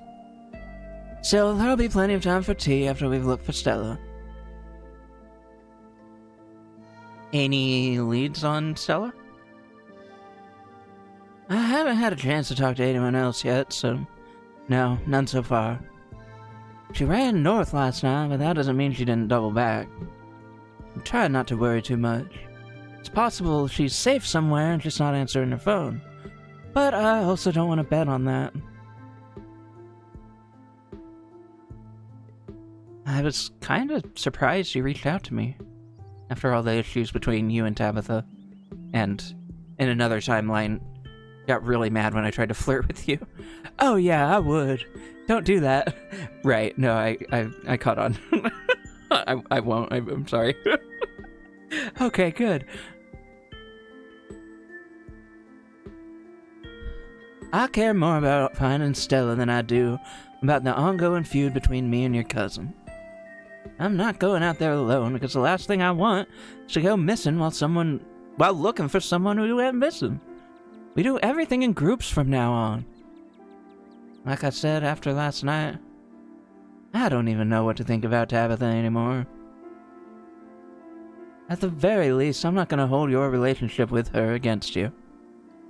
But I'm still on thin ice. Yeah, it's growing thinner by the second, bub. So fucking knock it off, alright? Jesus Christ with this person. Sorry. Anyway, hey, ghosts, huh? Yeah, ghosts. I don't know about you, but I'm currently saving off a massive existential crisis about the state of matter and what being alive means. Any idea why Stella was so upset? Being possessed seemed awful, but she's the only one who ran off. Could be a lot of things. She could have hit her breaking point stress-wise. She could have been horrified by meeting a ghost for the first time. She could be struggling with what that ghost did. But at the end of the day, I have no idea. We'll just have to find her and see if she wants to stop running from it and finally just talk things out. Oh, Kenai paragraph. Let's fucking go. This information is destroying me. I wonder if this means there's a heaven and a hell. I'm actually thrilled. Maybe I can be a professional ghost hunter. Yeah, that went great. I only have the one cousin. maybe I can find another cousin to throw under the bus. I don't know. Maybe there's another one out there. Maybe on my dad's side. Anyway, I'm still skeptical. There's got to be a better. Ghosts are real and they hate me personally. That seems to be what it is, though. This information is destroying me. I guess that raises an important question. Keen eye, active perception check. Natural 20. Let's fucking go.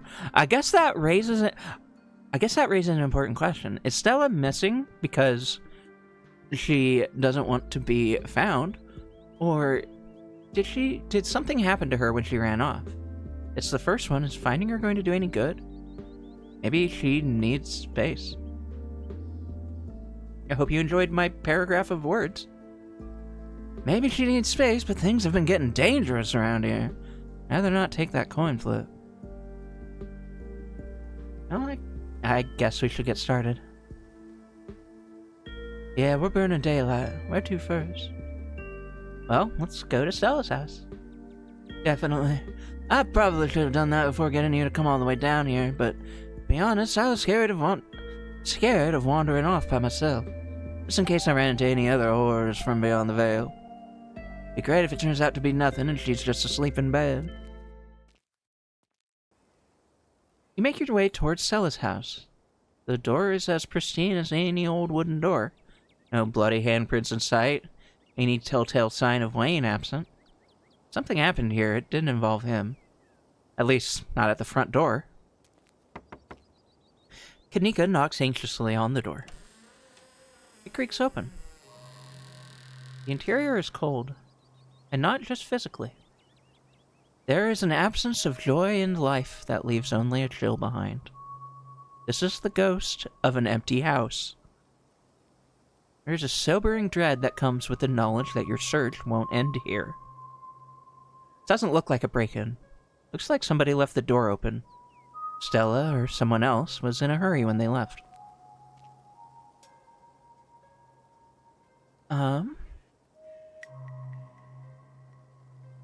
Okay. I'm not from around here. No, I don't sense anything supernatural here. But I don't like the look of this. We should go in, right? Yeah, we should go in. Aside from a corner of the room dedicated to Gretchen, Stella's house almost feels like a museum. Everything's organized with a sort of tidiness you wouldn't expect from someone as rough and tumble as Stella, and only a handful of objects feel like they belong to her. Whatever happened to Stella, it doesn't look like it happened here. Okay, nothing unusual so far. This is a perfectly normal living room, no blood or viscera, not even a tipped-over lamp. That's good. Investigate the kitchen. Stella's kitchen is slightly messy. A couple cabinets are hanging open, and a loaf of bread sits on the counter by a used butter knife. Holy shit, keen eye. Natural 20, let's fucking go. The crust, I can't believe that I could tell that the crust is stale. The crust of the bread has gone somewhat stale, about as much as you'd expect after being left out overnight. Whoever left it here left many hours ago. God damn. The crust of the... Oh, that crust looks stale. Like about a night's worth of stale.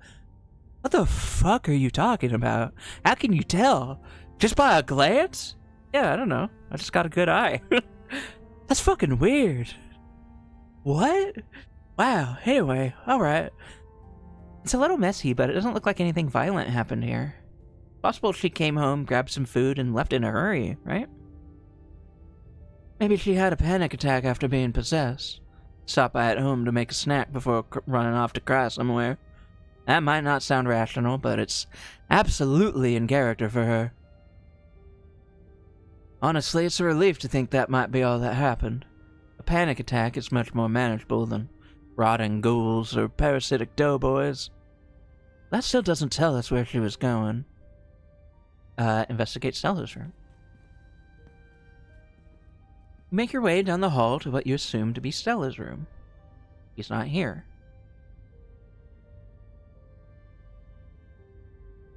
I just noticed the dog plushie. Really cute.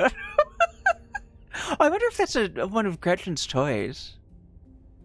Or if that's just her plushie that she loves. Oh, that's cute either way.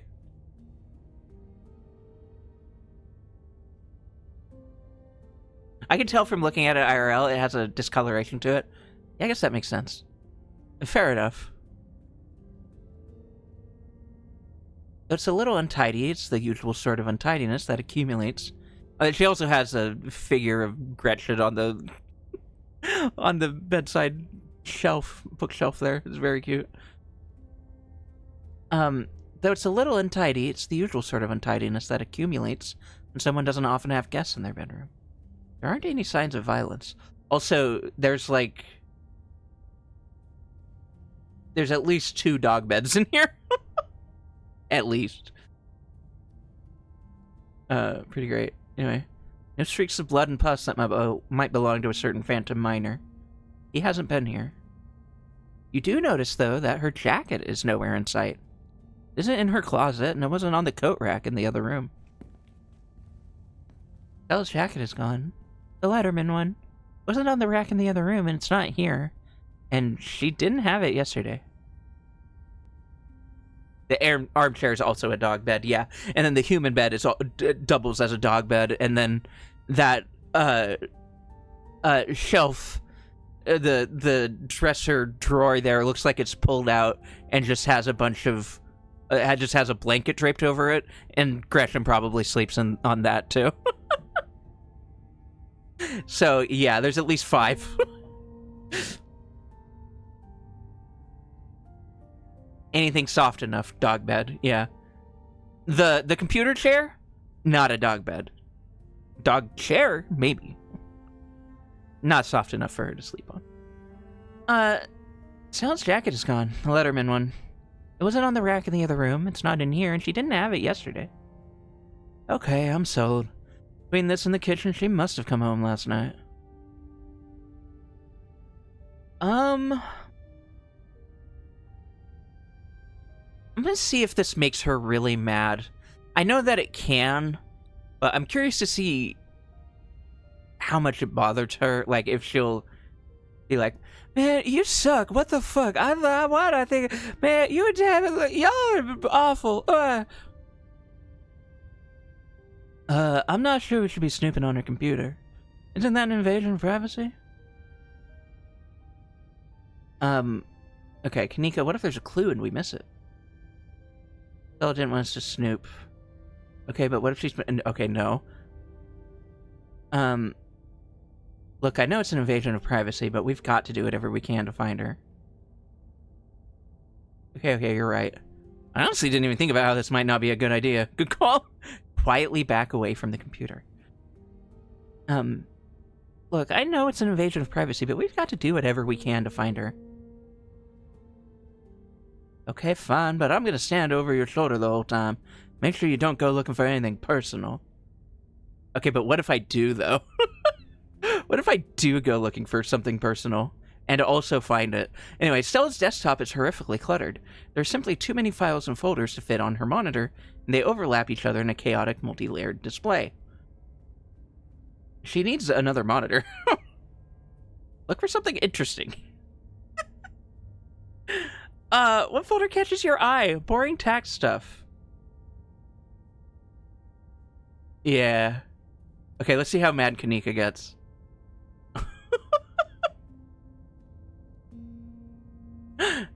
Okay, she doesn't say anything. That's funny. Why didn't she say anything? She said she was... Okay, we're not going to check her computer.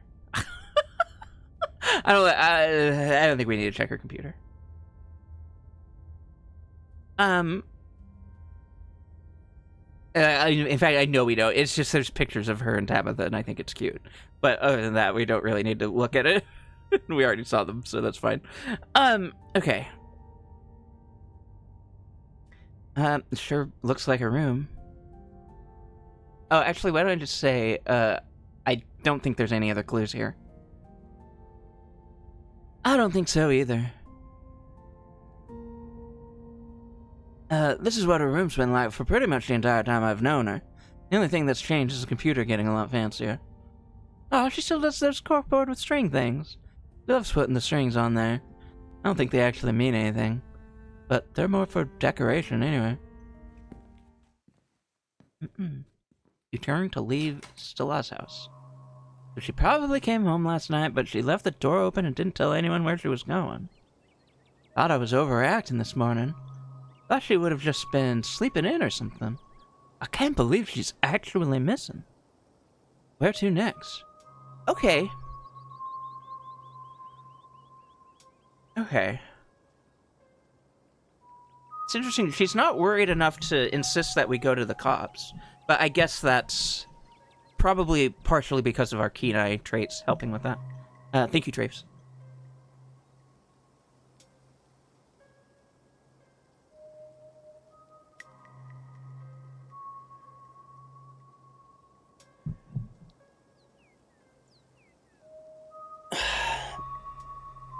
Man, I don't want to talk to this cop. Without Avery... And Duke's not alive? This doesn't seem... There's just no point to go in there. If Kanika isn't gonna insist, then I'm not gonna insist on going to see the pigs. I'd rather go see the alpacas. Okay.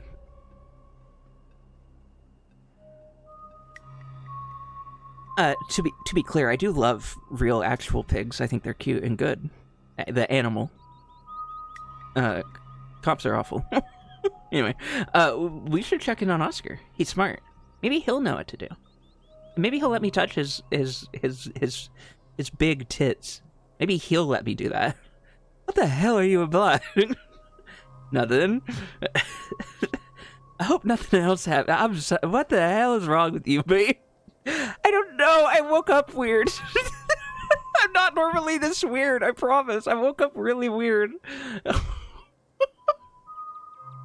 I just want to grab a boob. Is that so wrong? Is it so wrong for me to just grab a boob? Yes. Yeah, I know. I hope nothing else happened after we all went home last night. Bet you're boobing. Weeboo. They're so brave for sleeping in that house after everything we went through. I'd rather sleep in the woods with the Ditchlands than someplace that was that haunted. Yeah. Morning light streams in through the library's large windows. In the bright daylight, it's once again a place of comfort. All menace having fled in the wake of Charles Shaw Jr.'s departure. Stress ball squeeze. Yeah. A stress boob squeeze.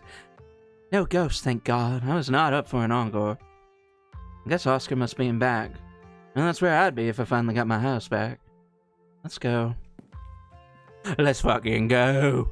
You make your way back towards the annex. It feels strange to be back here in the light of day. If the events of the previous evening were all just a terrible dream. More accurately, it feels as if the events of the previous evening were mostly just a dream. That hideous stone carving is still buried in the basement. Though it's settled and subdued, I still feel the faintest of hums reaching out from it. This hallway creeps me out. Nika knocks on the door. Oh, good morning. It's so good to see all of you. Please, both of you. Please, come on in. Hi, Oscar. It's good to see you. It's good to see you. You're doing really great, Rosalina. Not a lot of kids your age can take shots that well. You're being so brave. You don't have to talk to me like I'm 5. But you are brave. You really are, Rosalina. You're like so badass. Alexis is right. This is more than most people have to deal with in their whole lives, and here you are taking it like a champ. Dr. Jones, Joan, my friend Joan. Her kind demeanor vanishes as she turns and glares at you. Oh, I see we have visitors. We sure do. That's me, I'm visitors. How are you doing, Rosalina? Tired. My leg hurts a lot, but the medicine is helping. Not so bad now. Plus, I got to lie down in an actual bed last night. You have no idea how good that felt. Thanks, Bean. I can't believe you got any sleep last night after all that ghost stuff. I just sat on the couch with all the lights on. I don't think I slept at all. I really needed some rest after, the hospital. And my foot... Your body is desperately trying to get you to rest. All that activity yesterday was pretty brutal on your injury. It's never gonna stop hurting if you keep pushing yourself. So what are you not gonna do today? Anything? That's right. You're staying right here. Right here! You're staying right here and watching diners, drive-ins, and dives. Sorry. No walking around, no investigating haunted houses. Sorry, Dr. Kelly. I should have been better at stopping her. I take full responsibility. As her father, I should have. No need for anyone to step in to take blame for anything. It's the hospital's fault for sending her home at all. It's gross negligence if you ask me. But give it time and you can do all the activities you want. Alright, Rosalina?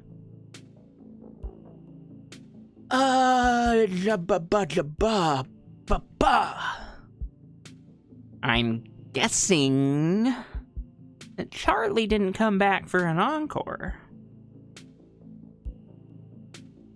Not as far as I know. I slept in Rosalina's room, and I made sure to put some heavy objects on top of the hatch, just to give myself a little extra peace of mind. But nothing happened. That's good enough for me. I didn't see anything either. But even if something did happen, I wouldn't know. I was asleep as soon as my head hit the pillow. I'm too tired to worry about ghosts anymore, to be honest. Losing a limb will do that. Especially if you decide to tromp around the next day like nothing happened. I would have been fine if it weren't for Charlie. I would have been fine if it weren't for Charlie. I can't dial in Rosalina's voice right now. I would have been fine if it weren't for Charlie. There we go. Just less nasally, Alexis. Good thing he's gone then. And let's hope he stays gone. Wait, Oscar, did you tell Dr. Kelly about... Yeah, I told her everything. Yeah, man, I'm not keeping the voices straight at all tonight. Yeah, I told her everything. He did. I'm sorry that happened. Me when I'm sorry that happened. Oh, interesting. Dr. Kelly's steel gaze is nearly impenetrable, but you catch a flicker of recognition. She believes everything Oscar has told her. I don't think I've seen that line, or at least not recently. That's wild. That's very interesting. We have a good idea as to why she would be open to that. If you don't have a good idea, you'll gain one once we finish this chapter. Makes sense considering, you know. Yeah. Yeah. Why does everyone seem so chill? Shouldn't you be breaking down crying right now? Just because I'm not a gibbering heap doesn't mean I haven't been mentally scarred beyond my comprehension. Yeah, I'm far from chill right now. Have I been putting out chill vibes? I felt like I've been the opposite of chill this morning. We started with a man dying, and it's somehow all been downhill from here. So yeah, I'm putting off the inevitable breakdown until I know things are done escalating. Man, I gotta stop pissing Kaneko off. It's making me feel bad. Hey, have any of you seen Stella? Not since dinner. She hasn't gotten in touch with any of you? Okay, surely Kaneko will be with me if I freak out a little bit. I'm starting to freak out a little. I really care about her, and she's just gone. Do I really care about her? Hold on. Hold it. Objection. Let's examine the evidence. So, I think we talked to her on Monday. I kind of care about her, at least a little bit, and she's just gone. I don't think that would make Kaneko like me more. Actually, you know what? That's actually, I just gave myself a clue as to why I would say this.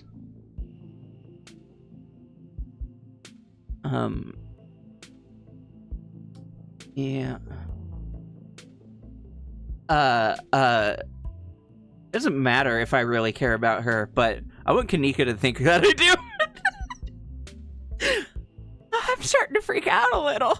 I really care about her, Kaneko, and she's just gone. Why'd you say my name? What do I have to do with that? Nothing. Nothing. That's not good. I haven't seen her since she ran off last night. I feel terrible. I feel terrible. I need to get... Okay, just give me a sec.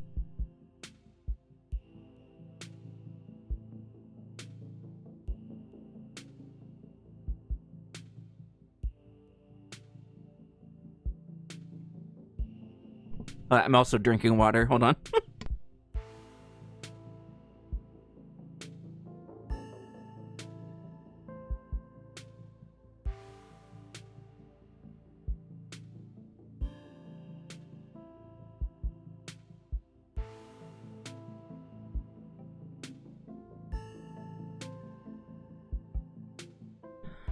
I feel terrible. This is my fault, isn't it? I should have done a better job warning her. Stella was practically banging down your door trying to get evidence of ghosts. I don't think you were going to be able to stop her. There's no way you could have known how she would react when she found it.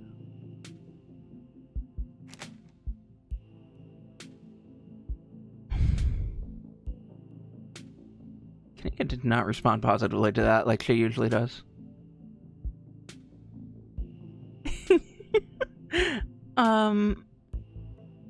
How's Reese?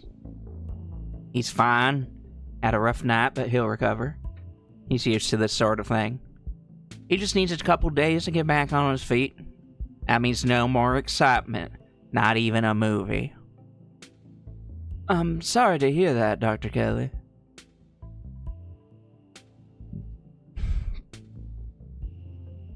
Okay, but what if I wanted to hang out with you, Joan? God. I'm just not gonna say anything. let's just remain silent to that. Let's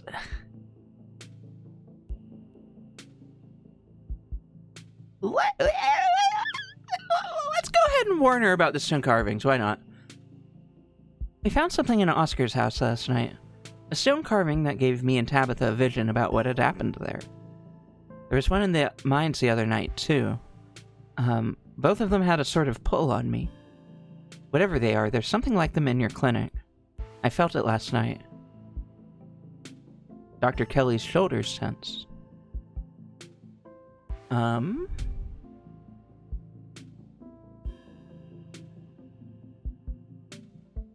Ooh! Oh!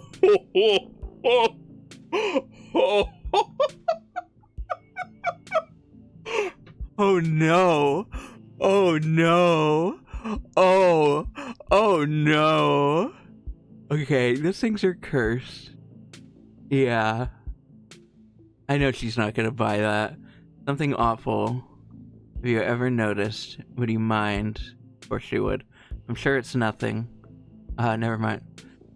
I can't, oh my god. Tasty. A snack for me. But I think you already know something about all that. About what? Some weird feeling you got? Look, after what I've heard from last night, I'm willing to believe there is something going on in Scarlet Hollow. But trust me, there is nothing strange about the clinic. Reese and I will be fine. But on the off chance that you're wrong and something does happen, are you worried about Reese? If dinner was too much for him, I can't imagine how rough it would be if he was hurt or possessed. Don't tell me how to care for my son. We have a system. He'll be fine. So, Dr. Kelly, are you gonna start poisoning her now too? Remain silent. It's shut the fuck up hours. So, you've got your meds, you've got your nest of pillows, a helpful friend by your side, and a cat to keep you company. Seems like you're all set. Make sure you do a whole lot of nothing today. I will. Bye, Dr. Kelly. Yes, thanks again for coming down to see us, Joan. Not a problem. I'd much rather she stay put than have to get in and out of cars. I'll call later today to see how things are going. Hope the rest of the week is less eventful for the both of you. Goodbye, Rosalina. Make sure you stay put and keep Pixel company, okay? Dr. Kelly's features harden once again as she steps towards the door. And then she pushes past you to leave Oscar's house. We'll let you kids have some space. Alexis, why don't you figure out a restful activity for you and Rosalina? Will do, Mr. Gutierrez. I brought some video games and puzzles from my house, and some movies too. Whatever you want to do, Rosalina. Oh, Oscar. Yeah, Oscar can call her Joan. Yeah, because they're of an appropriate age. She doesn't mind if other, like, adults within her age range. Call her Joan. In fact, she prefers it, but her age range or older. But you know, if someone her son's age tries to call her Joan, she says, "Get the fuck out of here." Kane, hi, thank you. Welcome in. Hello, hello.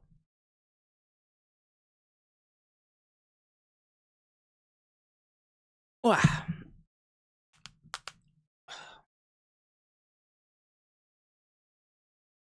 I'm stretching out my bones a little bit. I've been Lurky. Thank you for Lurky. I hope you're doing well. Ahoy, hoy. What's up? Is everything okay? Yes, everything's fine, or at least much better than yesterday. I can't thank you all enough. I'd like to be as helpful as I can from here on out. Now that our little situation is dealt with, I'll finally have some time to dig into the town archives. Our house was haunted because someone was murdered there. The mine collapse the other night was at the site of a mass grave. Enough research, maybe we'll be able to get a step ahead of the next crisis. Maybe we can actually preempt it. That is, assuming there's going to be a next crisis. But something tells me we aren't in the clear yet. We should compare notes. Not that I have any to start with, but if you know anything that might narrow down my research, it could save me a lot of time. I don't think we actually... Well, Jesus, what's her voice? Who are you? Kanika. I don't think we actually know that much more than you do, but I've got some hunches. Can't help but feel like there must have been some inciting event, since everything started getting weird seemingly overnight. What that inciting event was, or where to start looking for it, I have no idea, but it's something to keep in mind. If there's a root cause for all of this, hopefully there's a way to put the genie back in its bottle. I'm gonna do my best to find out if there have been any similar events, and whether there's anything special about Scarlet Hollow that might explain what's going on. Okay. Those carvings I warned Dr. Kelly about are important. To think there was something like that under my house all this time. To think someone must have put it there. But who? Ooh, you're pretty. Ooh, and there was one in the mines. You are not Johnny. Oscar, knock it off. Ooh. And there was one in the mines, and if you're right, there's one in the clinic. Maybe that's what I should be focusing on right now. How many of those things are there? If we're lucky, maybe just those 3, but I'd rather not count on it. If the ghost is really gone, we should look at the carving, right? Not that I want to go back into that creepy basement, but I think it has to be the most solid lead we have at this point, right? Not a chance. I know the ghost is probably gone for good, but that thing is evil, and if there's even the slightest chance that going back down there triggers something, it's not worth disturbing. At least not until we know more. But what if this is our only chance to... My daughter's safety comes first right now. We finally have our house back, and I'm not taking any risks until we know what we're dealing with. I wonder if this could be the work of some sort of cult. I don't know. Maybe. And for all I know, you're all in on it. I don't know. I'm just throwing things out there. Let's not get all satanic panic just yet. I know it's not looking unlikely at this point, but having lived in this town all my life, I feel like I would know if there was some cult that ran the place.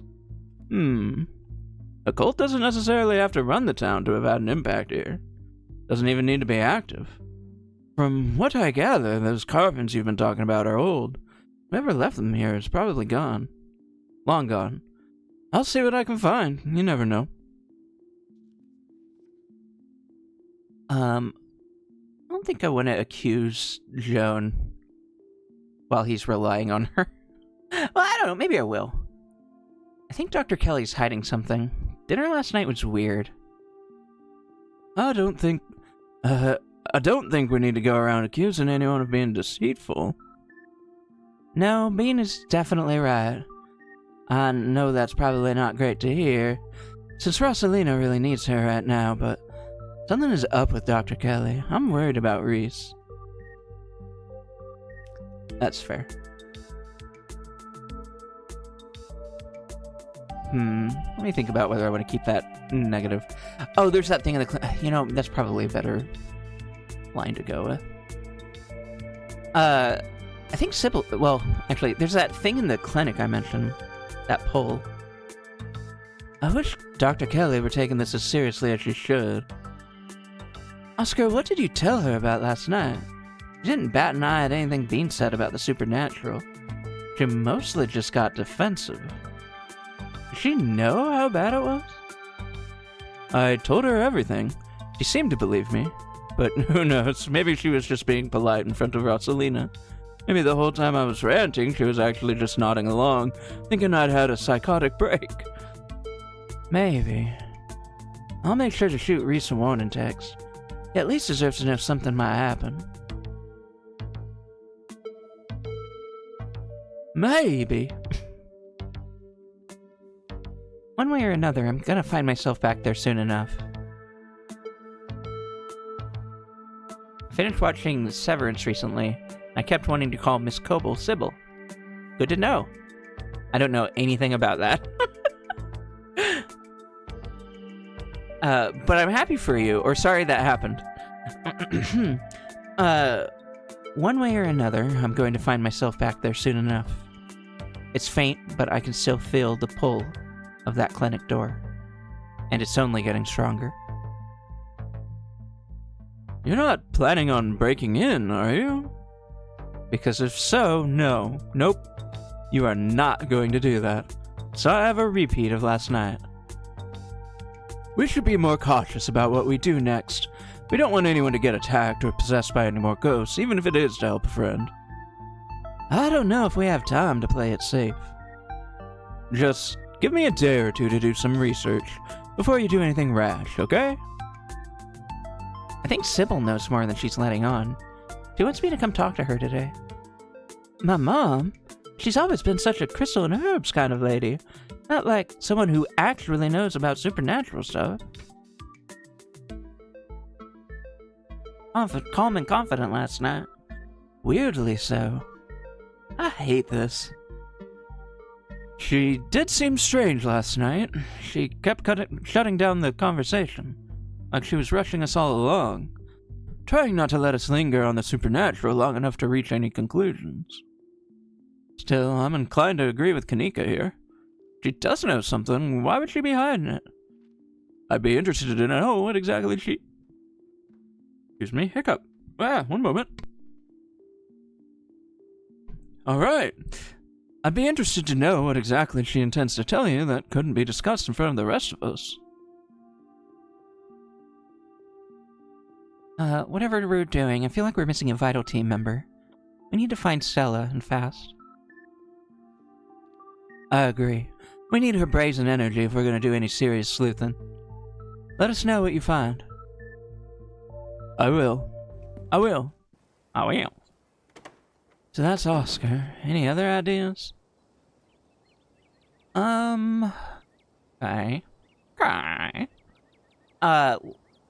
Let's check out the diner. Good idea. Folks tend to congregate there. Maybe we'll run into some... Hold on. Sorry, I got distracted by something. Folks tend to congregate there. Maybe we'll run into someone who's seen Stella. Feels like you've walked into a private meeting. The back booth is full of miners, and they're having what seems to be an intense discussion. Their expressions gravely serious. Hey, it's Bean and Kanika. Long time no see. Hope the town has been treating you well.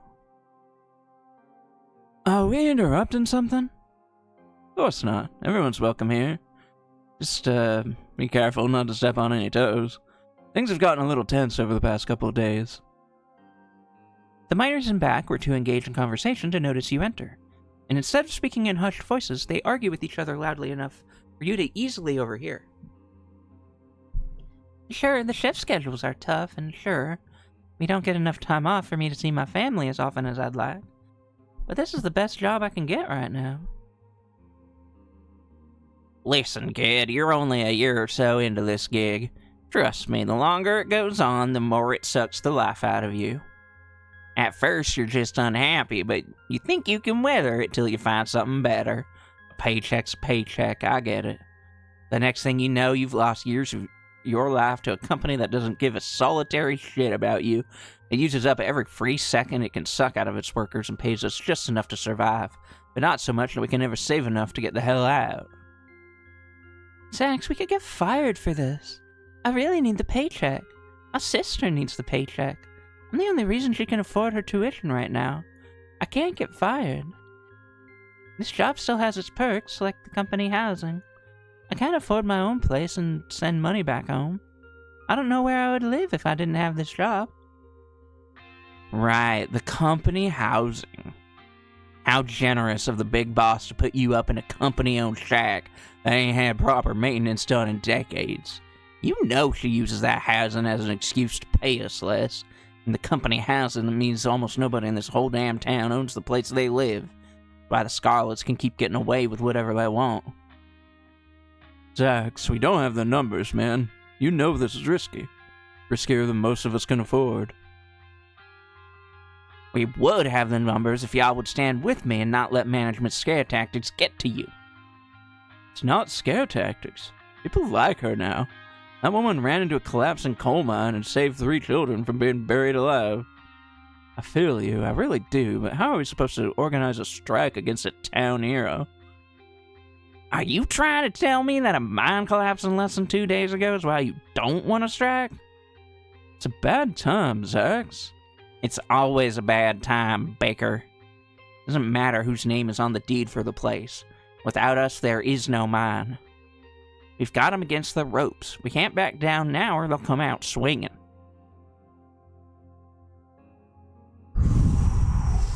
Okay.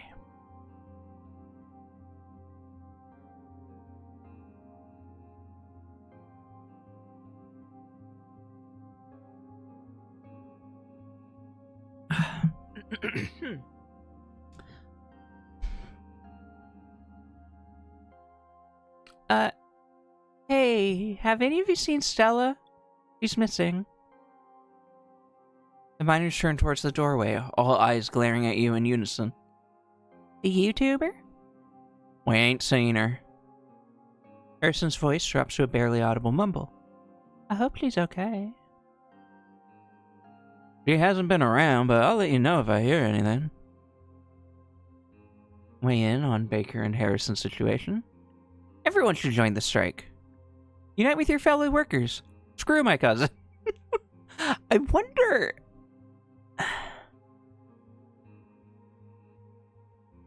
No, yeah, she's still... Hey, this is a private conversation. But you're right, even if you are the boss's cousin, I don't trust you as far as I can throw you. The strike is only going to work if all of us stand together. What do you say, you two? I'll have to call my family to see what they say. My sister's tuition is riding on this job. Baker? I'll have to think on it. About the strike?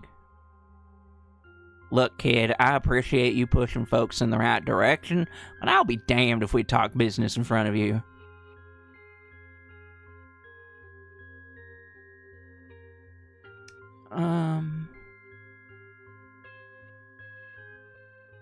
I actually kind of wonder. I normally wouldn't go that route.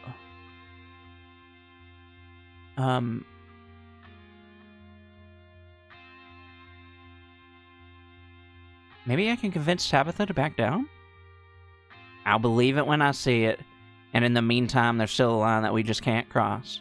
Trust can only go so far. Yeah.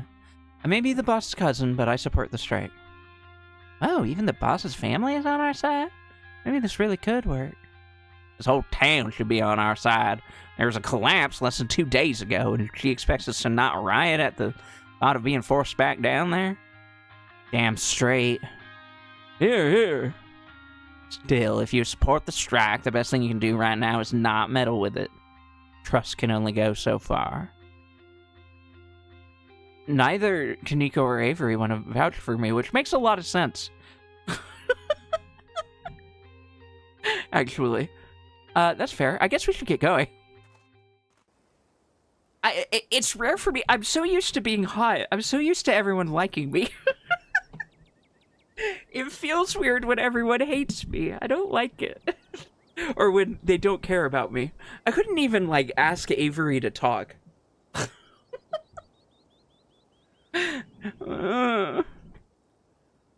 It's weird. Truly the darkest timeline. A world where Bean isn't hot enough for everyone to like her without without her doing anything. You turn and leave the diner, Kanika trailing close behind you. Still no sign of Stella. We should go to the mines.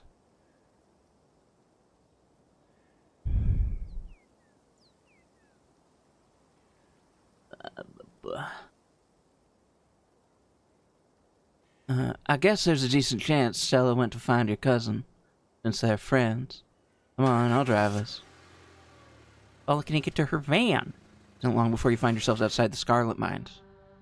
There's a small gathering of workers outside the entrance to the mines, picket signs in hand. I hope it's not weird to talk to them while they're in the middle of all this. Well, if it isn't the boss's cousin. Zach seems to think you're alright, though. How goes the strike? We miscalculated. I thought a kid losing her leg would have pushed folks over the edge, but I guess the boss personally dragging those kids out of that mine left a lasting impression. People are calling the boss a goddamn hero. It's like everyone just forgot about how poorly she's been treating us. Or how unsafe the mines are. I can't go back down there knowing the rock over my head could come down any second. I value my life more than a paycheck. It was dumb luck she saved those kids. If she had any actual value, she'd come to the table and give us what we're owed. I know there's not a lot of us out here, but there's more of us at the diner, and there's more of us setting up mutual aid. Once people see our follow-through, they're going to join up. This is only the beginning. Let me know if there's anything this general store can do to help. Anything you can think of, we'll take it. We need all the support we can get right now. What are your grievances? We'd like competitive pay, 8-hour shifts instead of 12 or more, improvements to the sick day and vacation policies, and a thorough safety inspection before any of us step foot underground again. That collapse was way too close to the active mine for me to feel safe down there until I know for sure I won't wind up buried under 2 tons of rock. We want to change things. There's no reason we should be treated like we're a disposable workforce. We're the ones if we're the ones making our money, we should be making money too, not just scraping by. Jesus, Tabitha.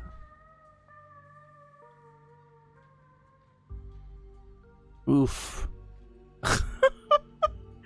God, there's some really, for as nuanced as this whole, like, game is, all the writing is, they really let your character be as unnuanced as you want. Tabitha sacrificed years of her life last night to rid the library of a ghost. You should be thanking her, not striking. Eat my butt. Eat my butt. Protagonist. Poor Tabitha, she's had a tough week. I do kind of feel that one. But I'm just gonna go with the tried and true. I'm behind you folks, 100%. Good to hear the boss's cousin's on our side. Maybe it'll get more people to join us out here. Yeah, we appreciate the support. If there's anything you can do to get her to come to the table and start negotiating. Yeah, it's nice that they let you play as the worst motherfucker in town if you're into that kind of thing. Yeah. Have any of you seen Stella, by the way? She's missing. The YouTuber? He's the one on all the banned from property posters, right? We haven't seen her. We've been out here all day, so we know if she'd come by. Oh no, this isn't looking good. We'll make sure to keep an eye out. Okay, if I'm helping y'all out here, do you mind if I go talk to my cousin? Sure, go for it. I don't care if they're okay with you going in. I'm still not crossing a picket line. Besides, I don't think Tabitha would be too happy to see me. I'll just wait by the van while you go talk to her. See you on the other side. The industrial noises of the Scarlet Mine are only a little quieter than they were 2 days ago. The trailer that serves as Tabitha's office looms above you on the hill. Wow. Nork. You walk up to Tabitha's trailer and knock on the door. You wait for a moment. No response. Nork again. You nork again. Oh, for the love of... Door swings open. Oh, it's you. Should I go? Yeah, and try not to get yourself noticed. Sorry, that's not Tabitha. Who the hell is that? I was thinking old Tabitha, but not really. I'm Tabitha, and you're a piece of shit. Yeah, and try not to get yourself noticed. Try not to get yourself noticed? Sounds like Tabitha's found a rat. Rodriguez the rat, I see. I'm telling. Rodriguez, are you selling at the other miners? I saw nothing, I heard nothing. Remain silent.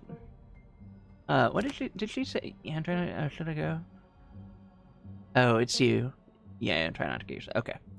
That's nothing too major.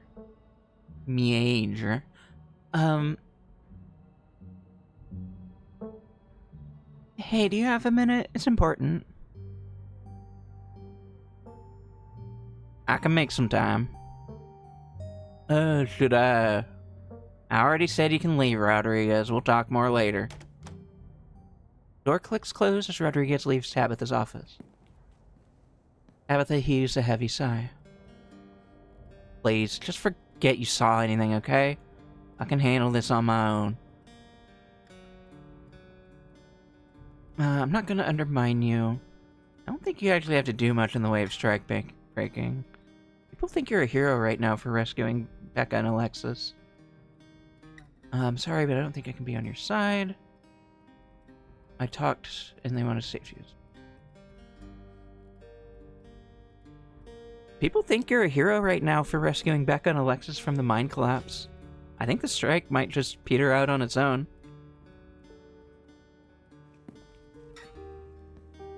They think I'm a hero right now?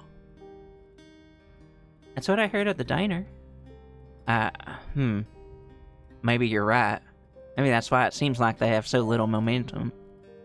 If that's the case, I can wait to see where this goes before doing anything that might just make things worse. Thanks, Bean. I'm sure you didn't come all the way down here to talk about the strike. Why are you here? Don't get me wrong, it's nice to see a friendly face, but you shouldn't be up here. This is my battle to fight.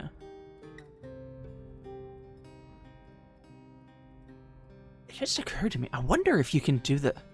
I don't know if I've seen the ice cream scene, with her old. I am deeply curious now.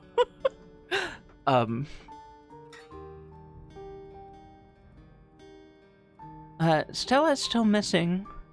We've been looking all over town for her and don't have any leads. Tabitha groans with anxiety. You don't think Wayne... It was an empty threat, he's not gonna follow through. That's what I'm worried about. It was an empty threat, he's not gonna follow through. He'll turn up. I wonder how he's not gonna follow through. He might. Okay. Thank you, Kane. I will in just a moment. There wasn't evidence that he'd been in her house or signs of a struggle or anything? How do we know she even went home last night? She ran off in the opposite direction. She did. It seems like she at least went home to grab her jacket. Stella's been known to disappear for days while she's doing her videos, but I think we both know that's not what's going on. I'll see if I can figure something out.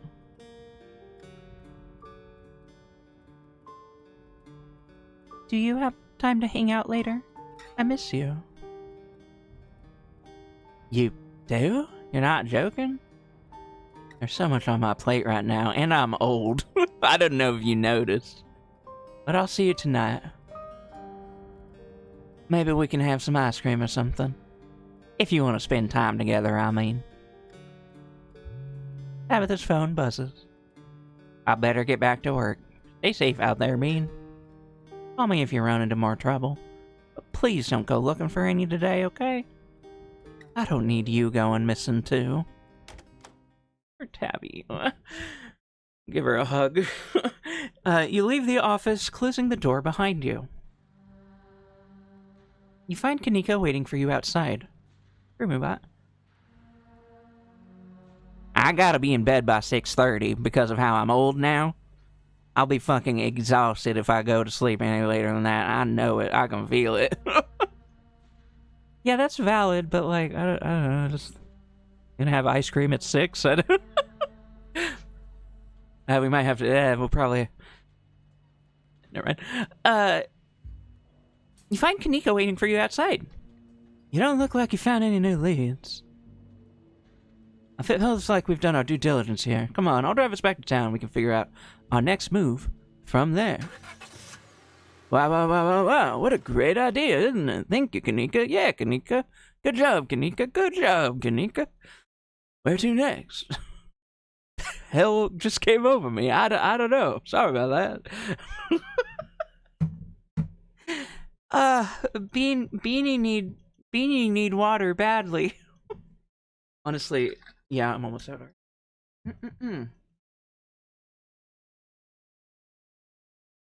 I think it is about piss time already. Is that right, Traves? I think it's been about an hour. Ugh. I haven't done it. It probably is. Probably. Yeah, it works for me. Okay.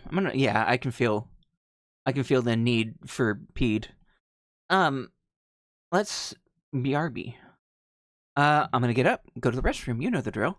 I've been doing this all night. I've been pissing all my life. Okay. Well, I'll be back shortly. You take care of yourself too, okay, chat? But I'll be right back after I take care of myself just a little bit, and we will continue. We are definitely...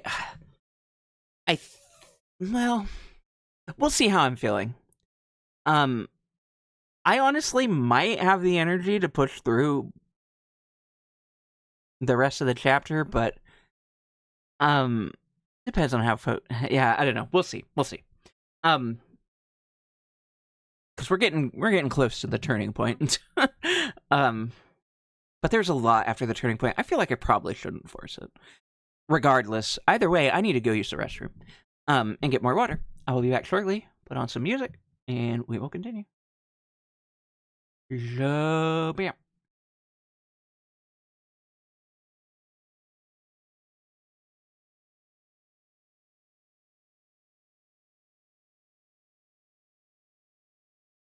Hold on, I'm gonna put a different album of theirs on. I've decided I don't really feel like it. This song anymore right now. Oh, what about? There you are. Oh, actually, that one. Yeah. Okay, BRB.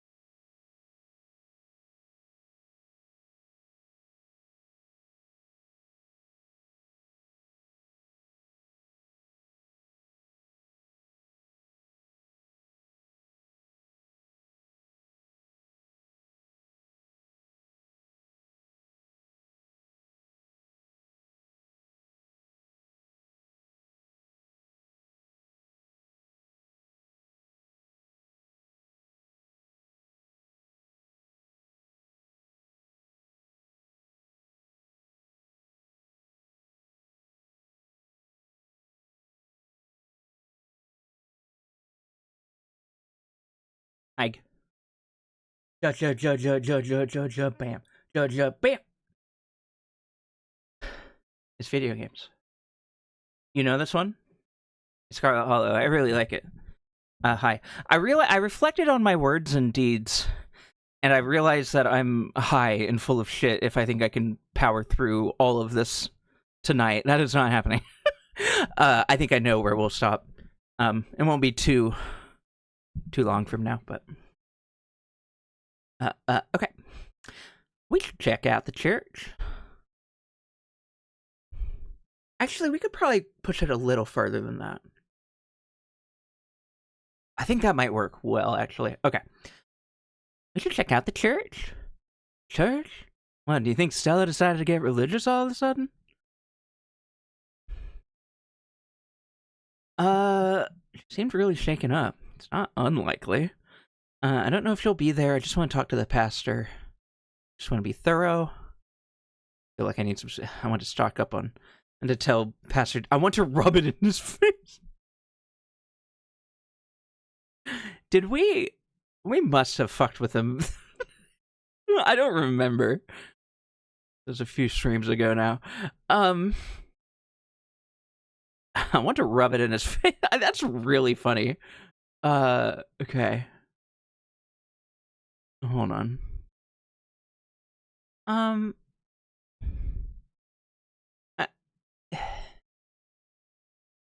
Okay. I want to tell Pastor Daniel that ghosts are real. I want to rub it in his face. You think that's a good use of your time? Go for it.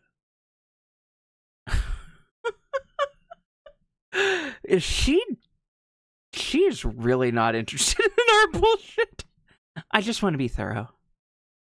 Let's just make it quick. I don't want him trying to rope me into some church event. God, Kanika. Can you chill out? I know I'm not hot, but like...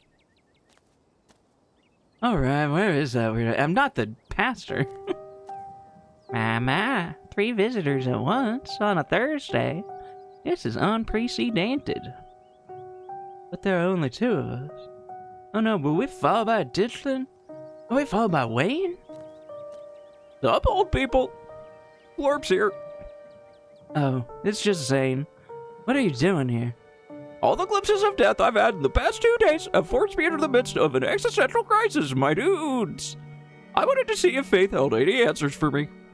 Alas, I have not yet found the solace I seek. Give it some time, Zane. Sometimes takes a while for the Lord to work his way into your heart. When he does, you won't regret letting him in. Be sure to look over those pamphlets I gave you, and of course, I'm always here if you need to talk. Sure thing, Pastor D. That wasn't weird at all. Peace, y'all. That was fine. I'm fine. Anyway, bye. Anyway, we're looking for Stella. She wandered off last night and no one had seen her since. Starting to get pretty worried. I hope maybe you or Janie had seen her.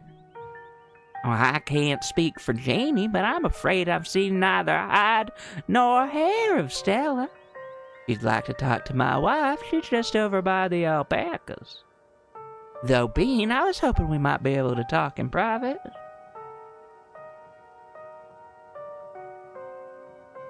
Why does it have to be in private? It's a personal matter. I'd rather folks not pry on this. I won't bite or anything, I promise. We can talk here, right in the open. I guess I'll leave you to it while I check in with Janie. Okay, bye. I'm not gonna bother mentioning that I'm in your line of sight, because I don't give a fuck about you. Anyway, bye. Bye, Kanika. Sorry, Kanika. Kanika heads off towards Janie and the alpacas, leaving you alone with the nervous pastor. See, I normally have Avery with me when Kanika doesn't like me, so it, like, balances out, because they're, like, likable, and Kanika likes them. And so they if Avery likes me, it doesn't matter so much if Kanika doesn't like me. When it's just me and Kanika and she hates my guts, it feels bad. It doesn't feel great. Kanika heads off towards Janie and the alpacas, leaving you alone with the creepy pastor. The nervous pastor. I'm so glad you decided to come up to visit me. So many young people these days seem to think they can solve all their problems on their own. Meanwhile, God is right there ready to help them, if only they'd let him into their hearts. The pastor's eyes start back towards the alpacas. Okay, good, she's gone. Was what you said yesterday true? Am I creepy? Ooh, these are all good. Hold on. Whenever I see you, it's like this ominous little piano starts playing. True. You care too much about what people think of you. Also true. I think your problem is that you keep telling people what to do instead of actually treating them like human beings. Wild. You're extremely creepy. Oh. He shifts uncomfortably as the two of you continue to stand in silence for much longer than is socially acceptable.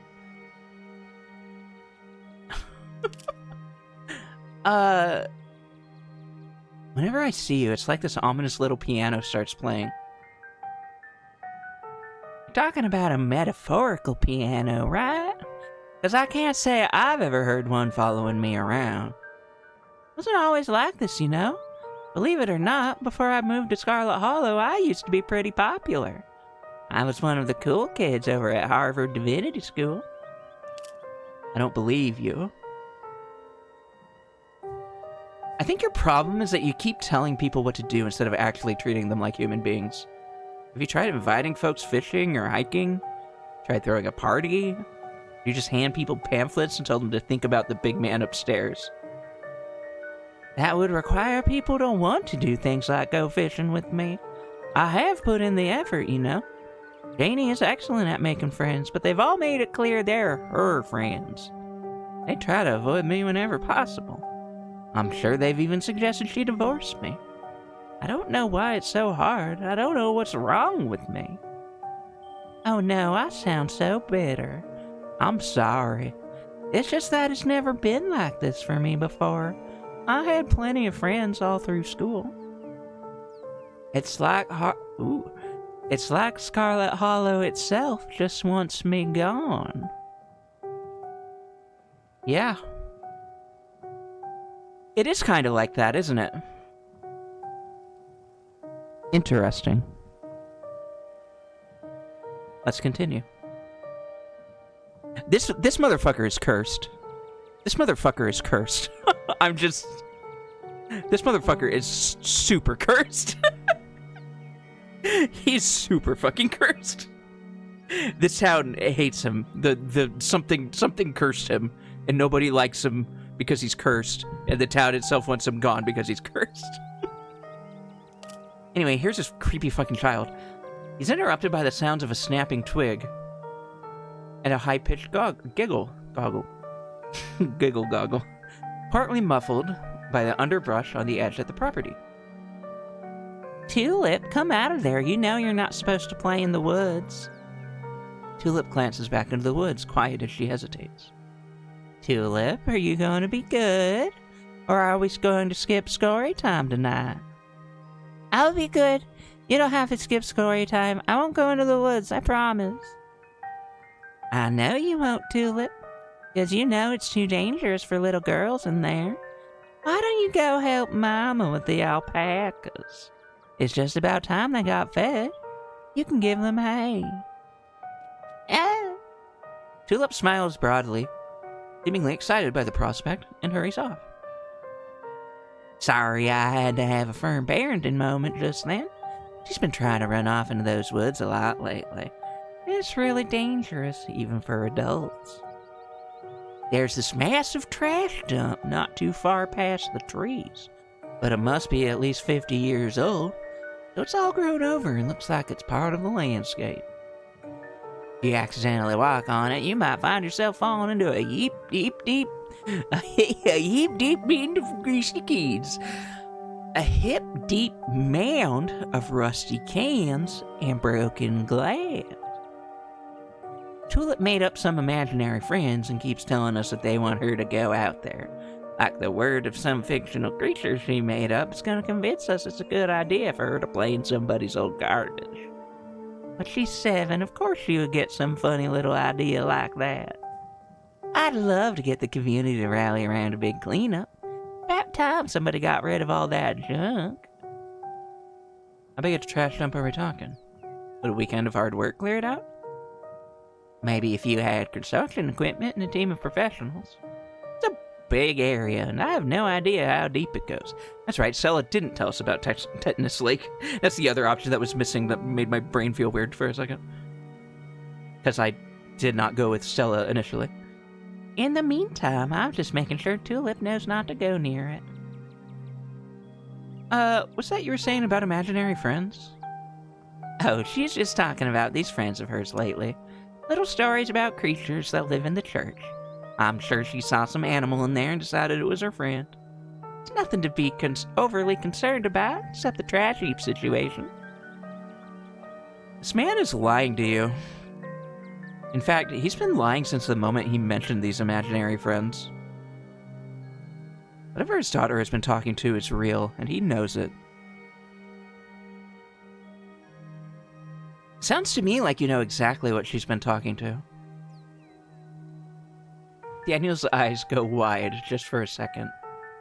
I, don't... He does. He obviously does. He hunches his shoulders, his voice suddenly quiet. There are rats in the church. There, I said it. It's embarrassing. But she saw one at some point, and she can hear them scurrying around the walls. And she's decided they're her little friends. Please, keep this between us. Don't tell Janie. I don't want her knowing the church is in such rough shape. Out of the corner of your eye, you see Kanika walking back to the two of you. She must have finished talking to Janie.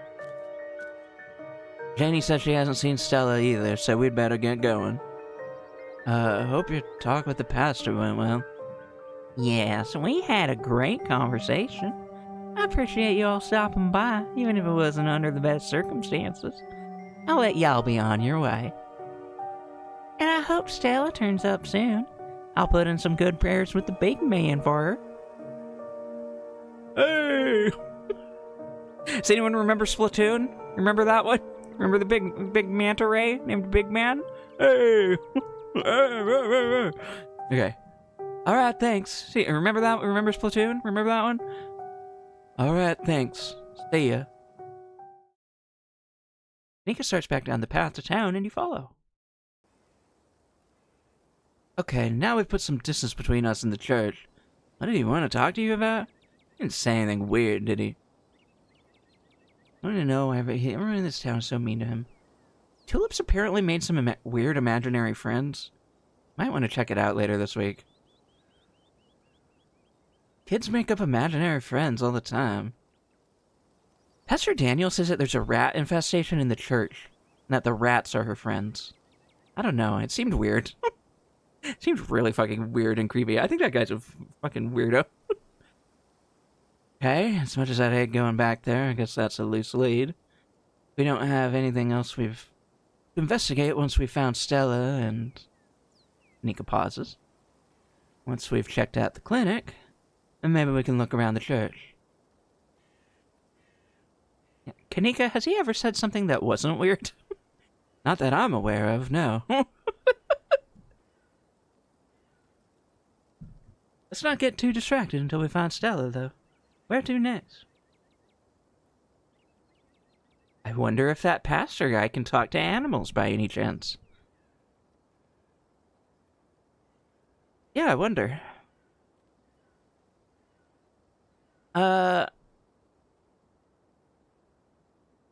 I'm supposed to get tea with your mom today. Maybe she'll have some ideas. We are not going to talk to the cops. Sure, we can humor her. Probably going to give you some rocks or bundles of herbs for protection or something. Which might actually work, who knows? Guess there's only one way to find out. The bells of the general store chime welcomingly as the two of you enter.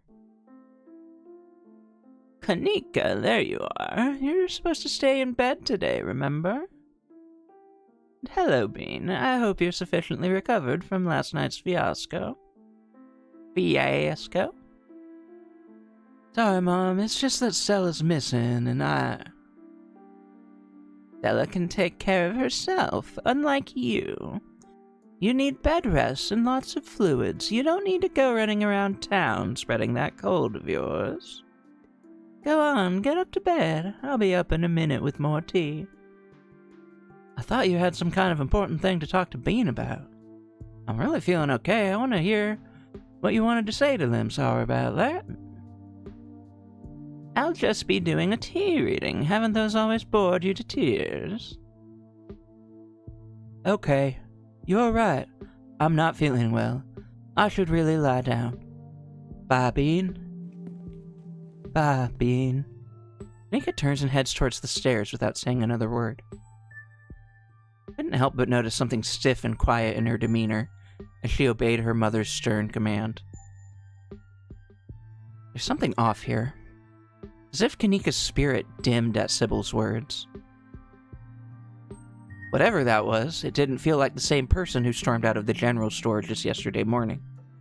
That person wouldn't just do as she was told so easily. Couldn't help but notice an uncharacteristic firmness in Sybil's voice, too. We are just seeing this from every angle here. Keen-eye, mystical, and street-smart. Maybe their relationship isn't so pleasant behind closed doors. Shall we? Sybil motions towards the tea room. And now we have a bunch of options for that, okay? Alright. Let's just more.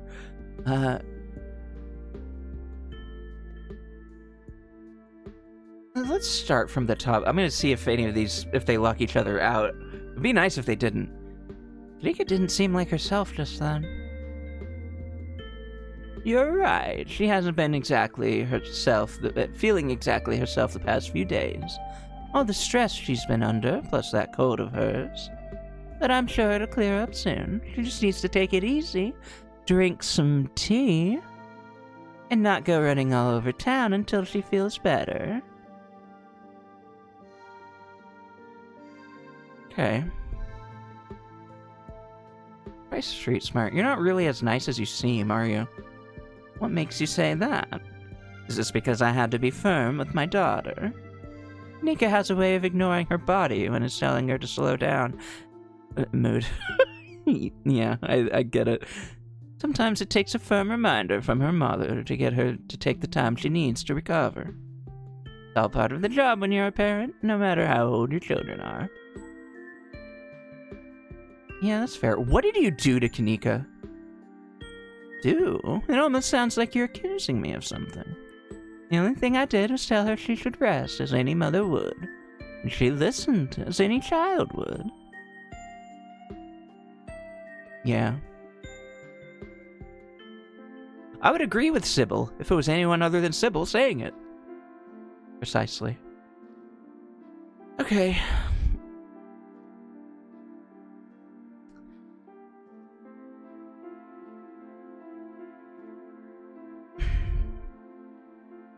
I'm trying to decide which one I want to keep.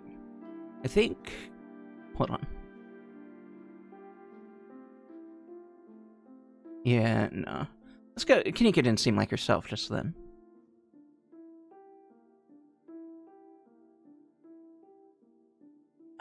Okay. Let's follow Sybil to the tea room.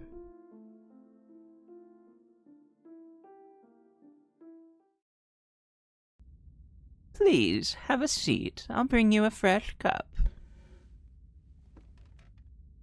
You take a seat at the small table at the edge of the room. It's dark here. Only a sliver of sunlight able to filter through the heavy curtains, supplemented by the bright grow lights over the plant in the corner. Sybil joins you at the table and places a cup in front of you. It smells light and citrusy, an undercurrent of decaying earth. I'll be able to do a reading once you're done. Until then, how about we just chat?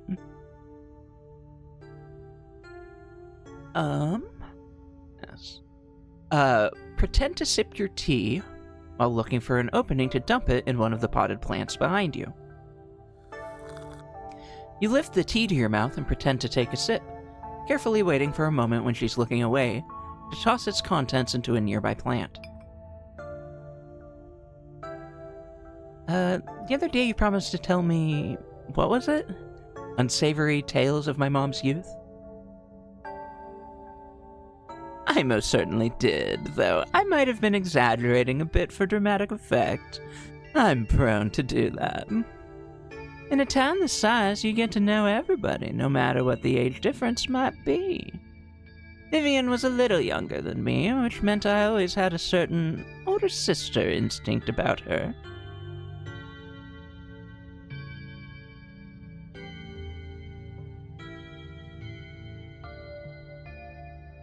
Her family wasn't good to her.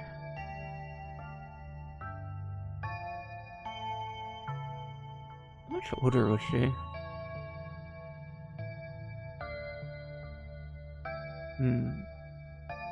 Wait, when did Mary... No, that would have been... yeah. Okay. Sorry. Just doing some mental math for a second. Her family wasn't good to her. Pearl Ann was a lot like her great-grandmother, Edwardine.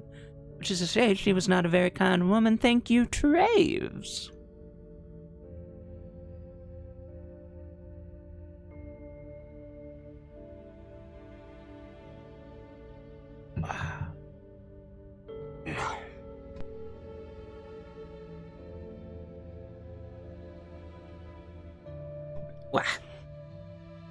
Similar to Tabitha, but with more social grace and considerably more hatred for her fellow man. But your mother wasn't a shrinking violet, either. She was just as stubborn as any other Scarlet, so her family choosing her as their punching bag made her into quite the rebel. And here's your opening. Dump that tea. You take advantage of Sybil's broken attention to quickly dump your tea into one of the pots behind you.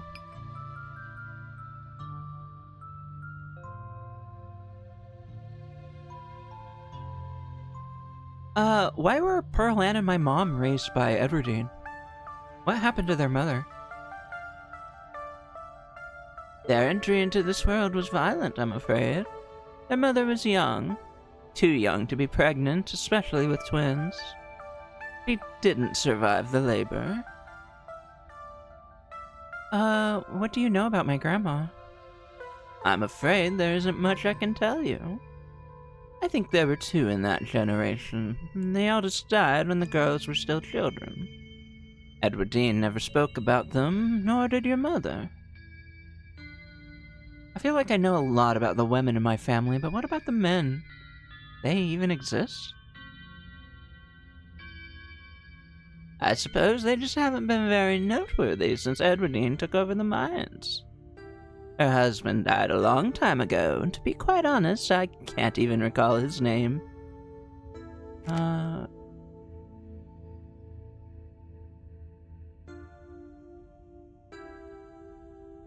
Might have been Stuart or something just as forgettable.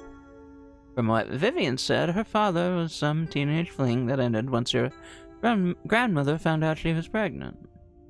I'm fairly certain it was similar for Vivian, though she was much older, and I believe she was the one who ended it, what with skipping town and all.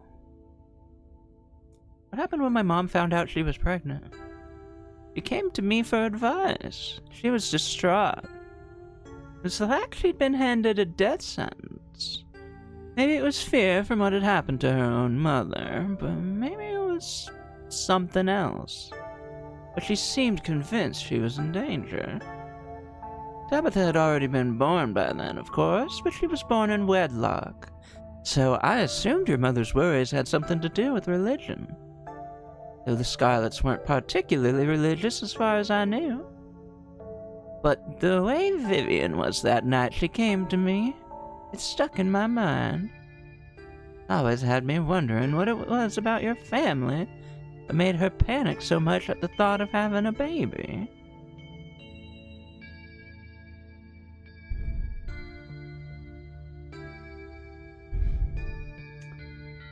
Okay.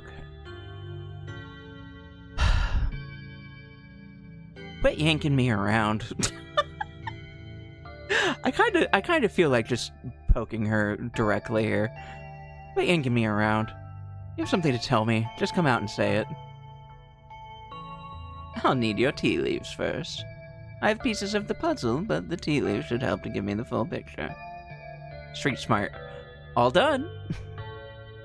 Oh, good. Glad you found the tea palatable enough to drink. It should do you some good. It's one of my more medicinal blends. Now, on to business. Sybil takes the cup from you, staring thoughtfully down at the skludge. Staring thoughtfully down at the skudge. That scoogy-googy.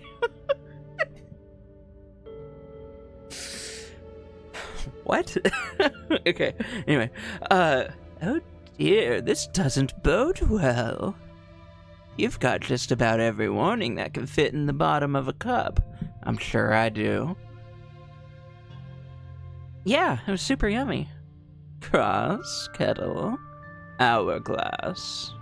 All of these mean death, misery, difficulty. The hourglass ties it all together with definite urgency.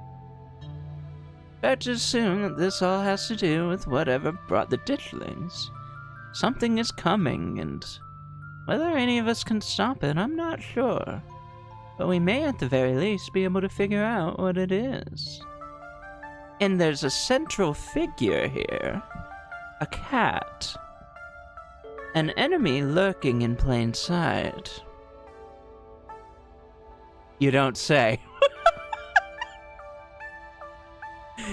Is that right? Meow.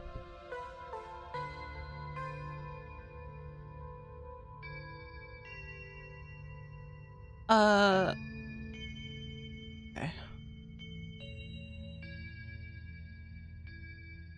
I'd like to see.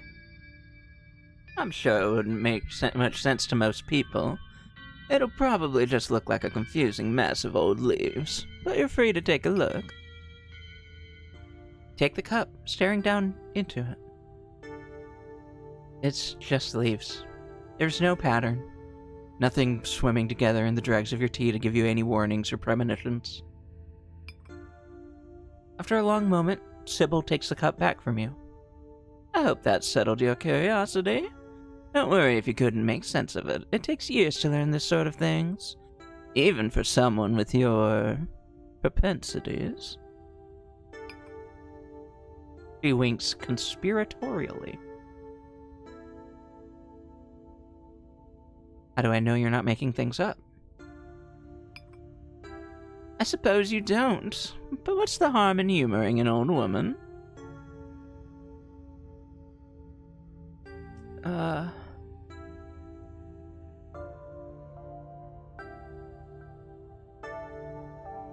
hold on.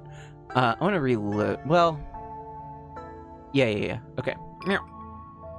This is bullshit. I didn't even drink the tea. Yeah, okay. Oh, the cat's gotta be Pixel. Maybe it's Frou. No, it's not Truck, is it? I forgot. We have a cat named Truck. Those are the 3 cats I know. That could be Tabitha. The cat could be Wayne. The cat could be Stella. The cat could be Kanika, Oscar, Reese, Dr. Kelly, Pastor Daniel. How do I know you're not the cat? So, I just want to show some of these. This is gonna be the last thing that we're doing tonight. Is the Sybil conversation. I'm gonna stop before we move on to the clinic.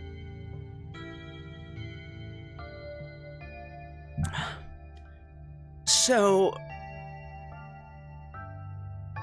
let's just explore this, just so I can show you. A Truck is a great name for a cat. So first, let's do the silly answer. Dear, the cat isn't a literal cat. Like I said, it's a symbol for an enemy lurking in plain sight. Probably a human enemy, but almost certainly not a cat. I don't know, have you met Frou? Have you talked to Frou? Like, she's kind of a bitch, I don't know.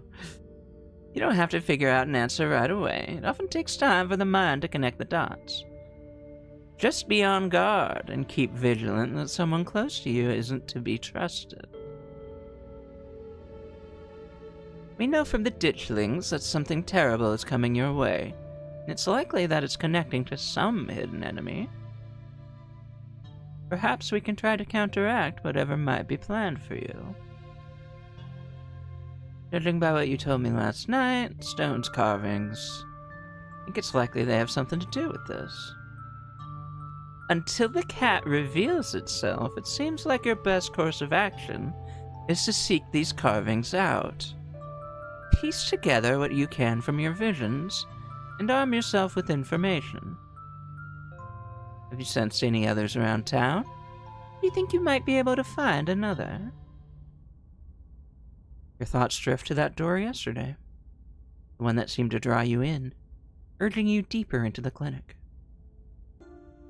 Even just remembering it is enough to tug at you, compelling you to return and open it to see what's on the other side. You can find Stella later. Maybe you can even find her there.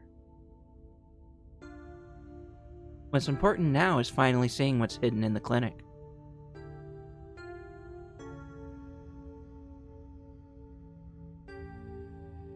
You didn't get all this from tea leaves. Of course not. Deeper into Joan's clinic, yeah.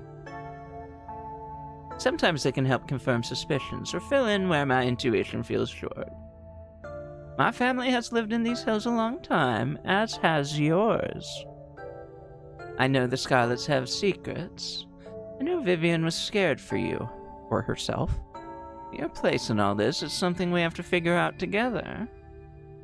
And that's where little tricks like tea leaves come in handy. But we shouldn't digress. You know where you might find the next stone.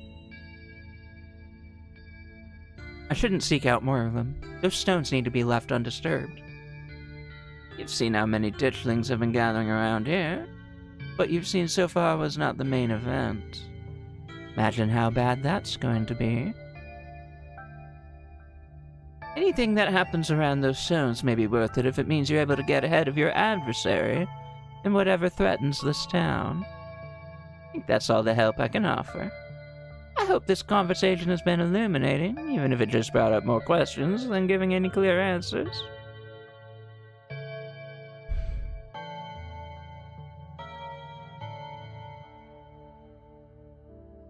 You helped last night. Why don't you come with me? I may have been able to see through that spirit's illusions, but I'm not some kind of all-powerful entity. I half believe you. I'm an old woman. I have trouble with my knees, and my eyesight isn't what it used to be. In most situations, I'd be more of a liability than a helpful companion. Imagine if I'd been in those mines with you. Some use I'd be, struggling to climb over rocks and ladders, throwing my back out from all that crouching.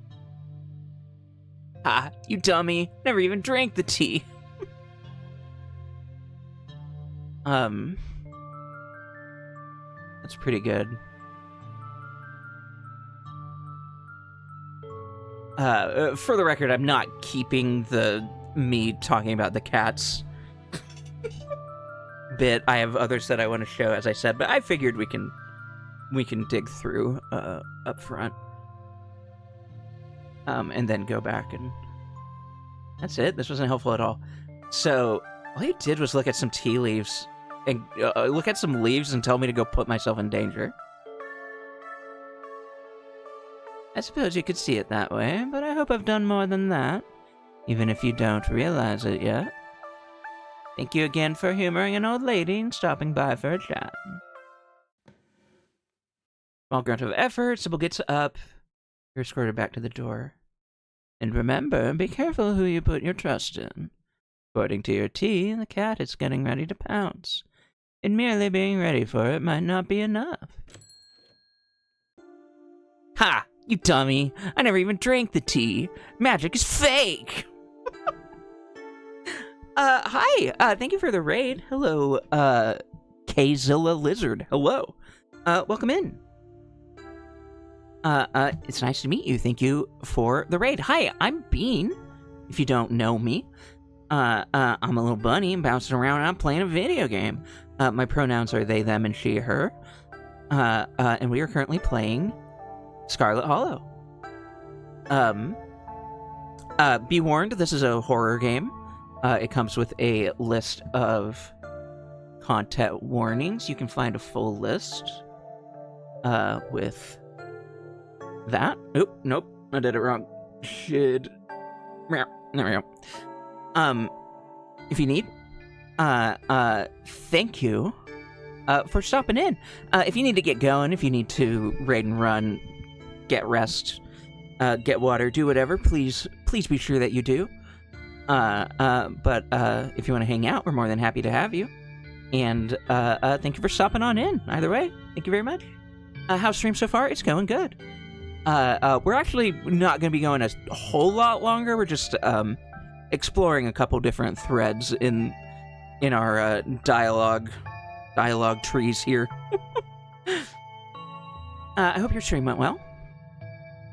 Okay. Ha, you dummy. I never even drank the tea. Magic is fake! Yes, I know. You tossed it into one of my houseplants. I just figured it'd be rude to point it out to you. How'd you know that? He was looking the other way when you dumped your tea. Still, you emptied the cup. It's more than enough to do a reading. Yeah, no worries. Get some sleep. I'm headed that way myself. Before too long. This is bullshit. I didn't even drink the tea. Did I say that to her? It is an explorer. I can probably do that. This is bullshit. I didn't even drink the tea. You may have sneakily tossed my lovingly brewed tea into one of my houseplants, but you still emptied the cup. That's more than enough to do a reading. How did she know that? She was looking the other way when you dumped your tea. As if in response to your thoughts, Sybil puts the cup down and Riley smiles. Humor an old woman. Good. Fun. I didn't realize I didn't try that. Anyway. So, we saw what happens when you give her the literal cat answer. Let's just pick someone. Let's say Stella. Cat could be Stella. Who's to say? She seems too trustworthy. The way she's been actively courting danger. I like she keeps disappearing as soon as things start going south. Always the hot ones. She seems too trustworthy. She disappeared after last night, and we haven't been able to find a hint as to where she might be. What if she's plotting something? That could be the case, but I've known Stella Richmond for most of her life, and I don't think the girl has it in her. She's just a hurt soul who's been dealt a difficult hand. But you should trust your own judgment here. Friend or family, the cat will make itself known soon enough. You don't have to figure out an answer right away, etc., etc. How do I know you're not the cat? I suppose you don't, though I'd think the cat wouldn't exactly warn you about itself. Still, can't rule anyone out, even the old woman with the tea obsession.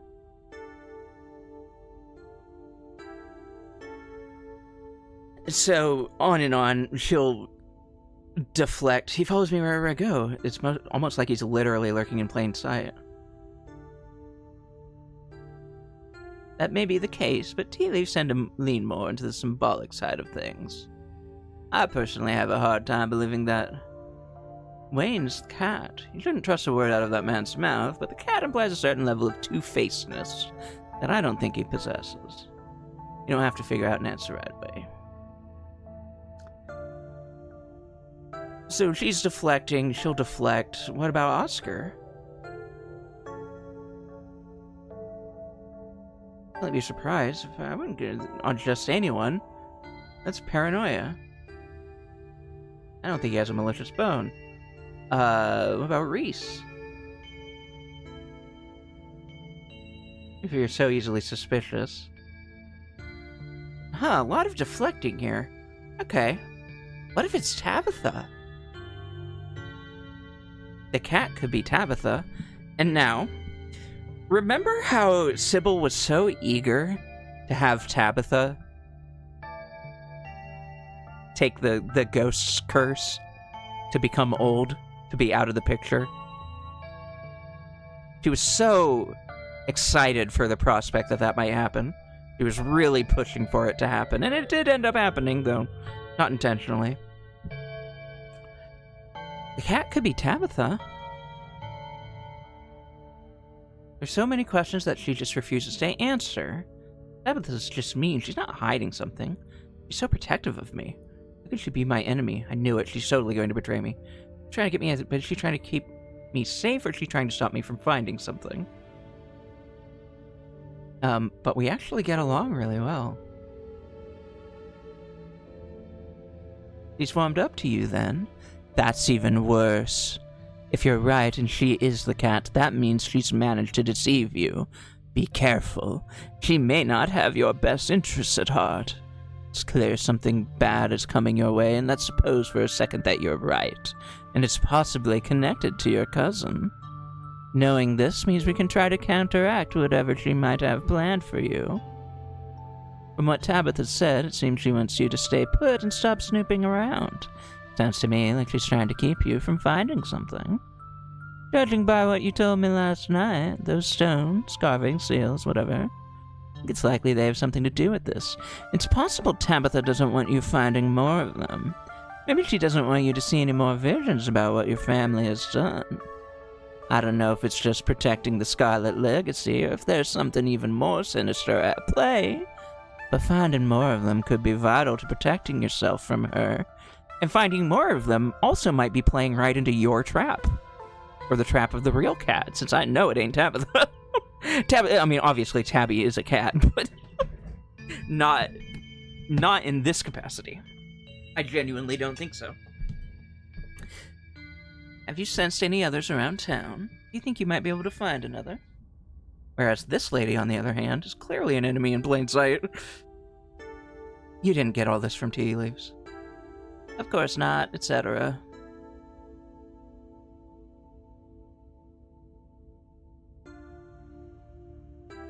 Tabitha is a cat, not the cat.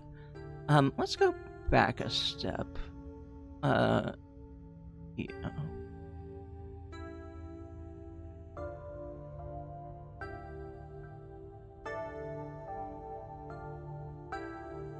Since we saw that, we could just... And then, so let's do this. And see where we're at. Okay, because I want to explore a few more of these.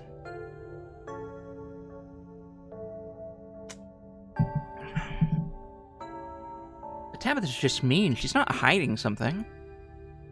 It's just like the cat to keep people at arm's length while holding on to secrets. Be suspicious of anything she asks you to do.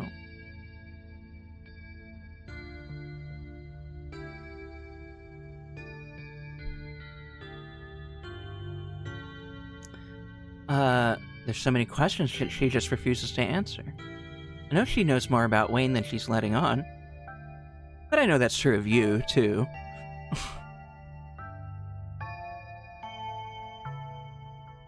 Same thing. She's so protective of me. You're right, and she is a cat. It could be she has some ulterior motive to protect you. You best be on your guard.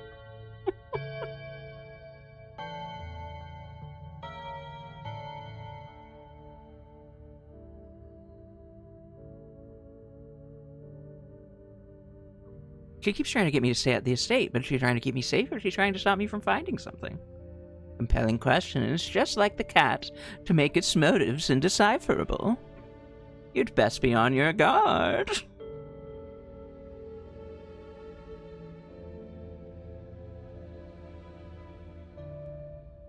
So, my worry about this... I'm not gonna keep the Tabitha answer. Because I'm worried that the game will think that I actually believe that. I don't really know. I obviously don't. Thank you, Kate. Yeah. Alright, I'll give you a real one. Just give me a second.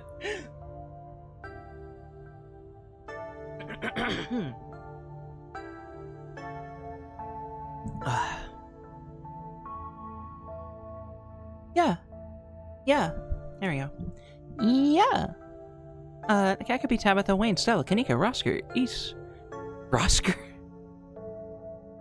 Rosker and East. That's those names. Dr. Kelly, Pastor Daniel. Really, how do I know you're not the cat? I suppose you don't. Just be on your guard. The stones. You really need to go get those stones. It's really important for me that you go and do this. You didn't get all this from the tea leaves. No, of course not. You know where you might find the next stone.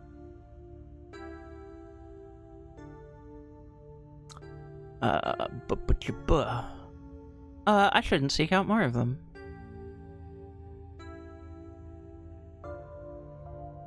The stones need to be left undisturbed.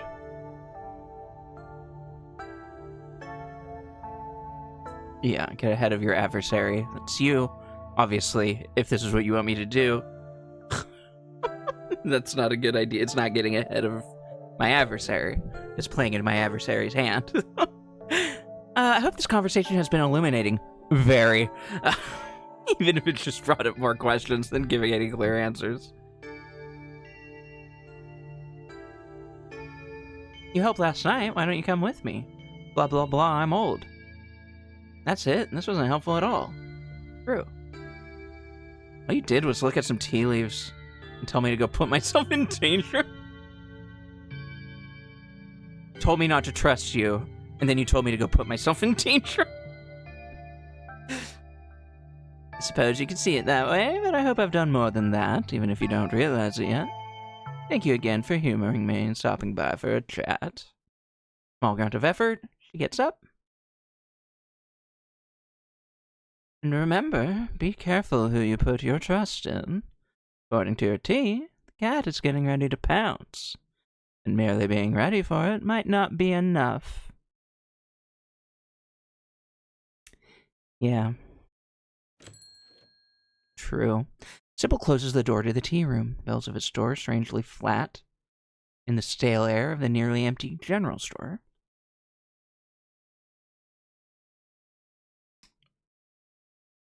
Dr. Miles, is your mom a witch? Wouldn't you like to know? I would, actually. It's totally obvious that she's a witch. Like you even need me to say it. Go surreal. Just thought you should know. Yeah, I know. I've seen tons of videos of ghosts doing stuff on the internet. I'm not 12, obviously. I believe in ghosts. So, Kanika has a cold, huh? That's what she says. She's just trying to get out of work again. Like I didn't have anything better to do all week while she sits in her room watching anime. Says the guy in Goku pants.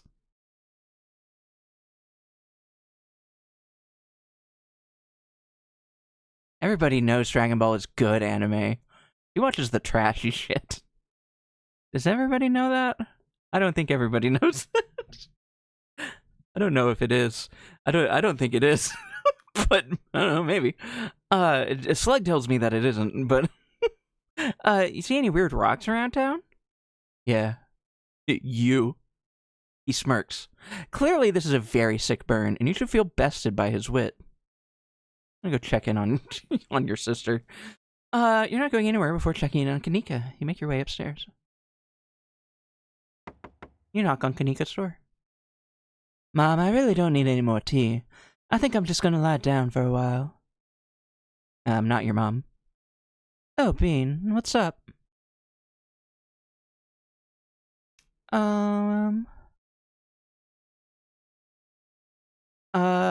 I'm going to the clinic. I was hoping you would join me.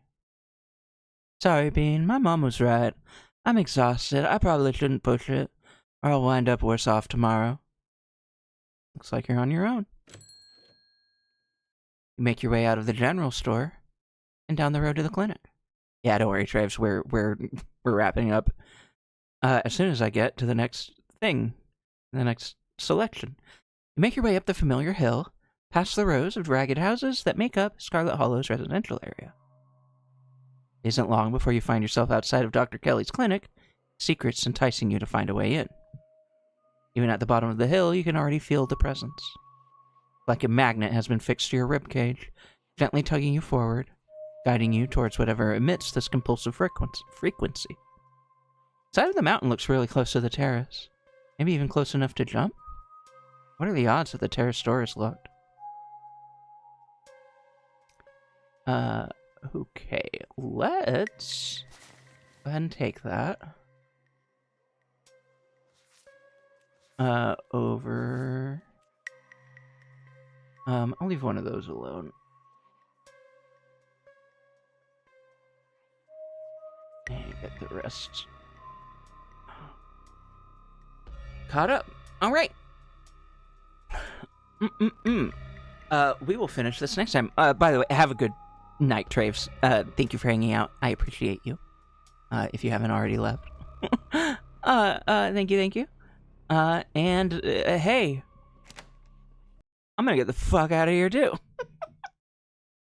Hey, it's bedtime for me too. That's gonna do it.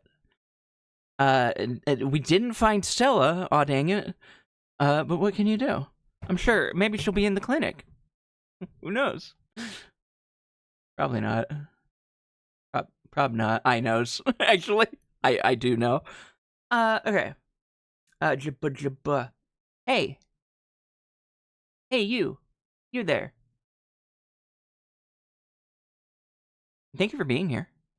I appreciate you. Thanks for hanging out, chatting, lurking, anything, everything. VOD watching. Thank you for interacting with me in my stream in any capacity. I appreciate you. Yeah, you! You, Plink, you specifically. And everyone else specifically also. Everyone else individually specifically. And as a group. Thank you. I appreciate you. Let me see. It's probably... We're almost at midnight, which is the hour where Bean doesn't want to talk to anybody. No, you know what? No. Not true. Not this time. We made it up. I know exactly where we're going. I do want to go somewhere, actually. I want to go say hi to a certain rabbit. A certain femboy rabbit who has returned. Oh, first Dark Souls ever. Really? Wild. Has returned from hiatus. We're gonna go say hi to Micah Bunny. Pronouns are he, him, I'm pretty sure. Hold on. I'm like 90%.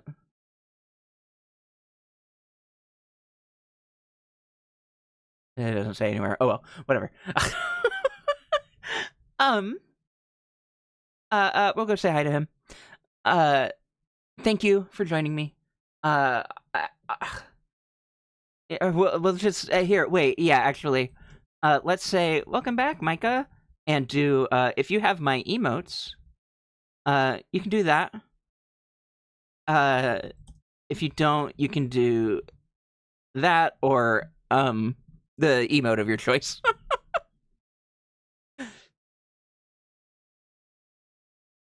That's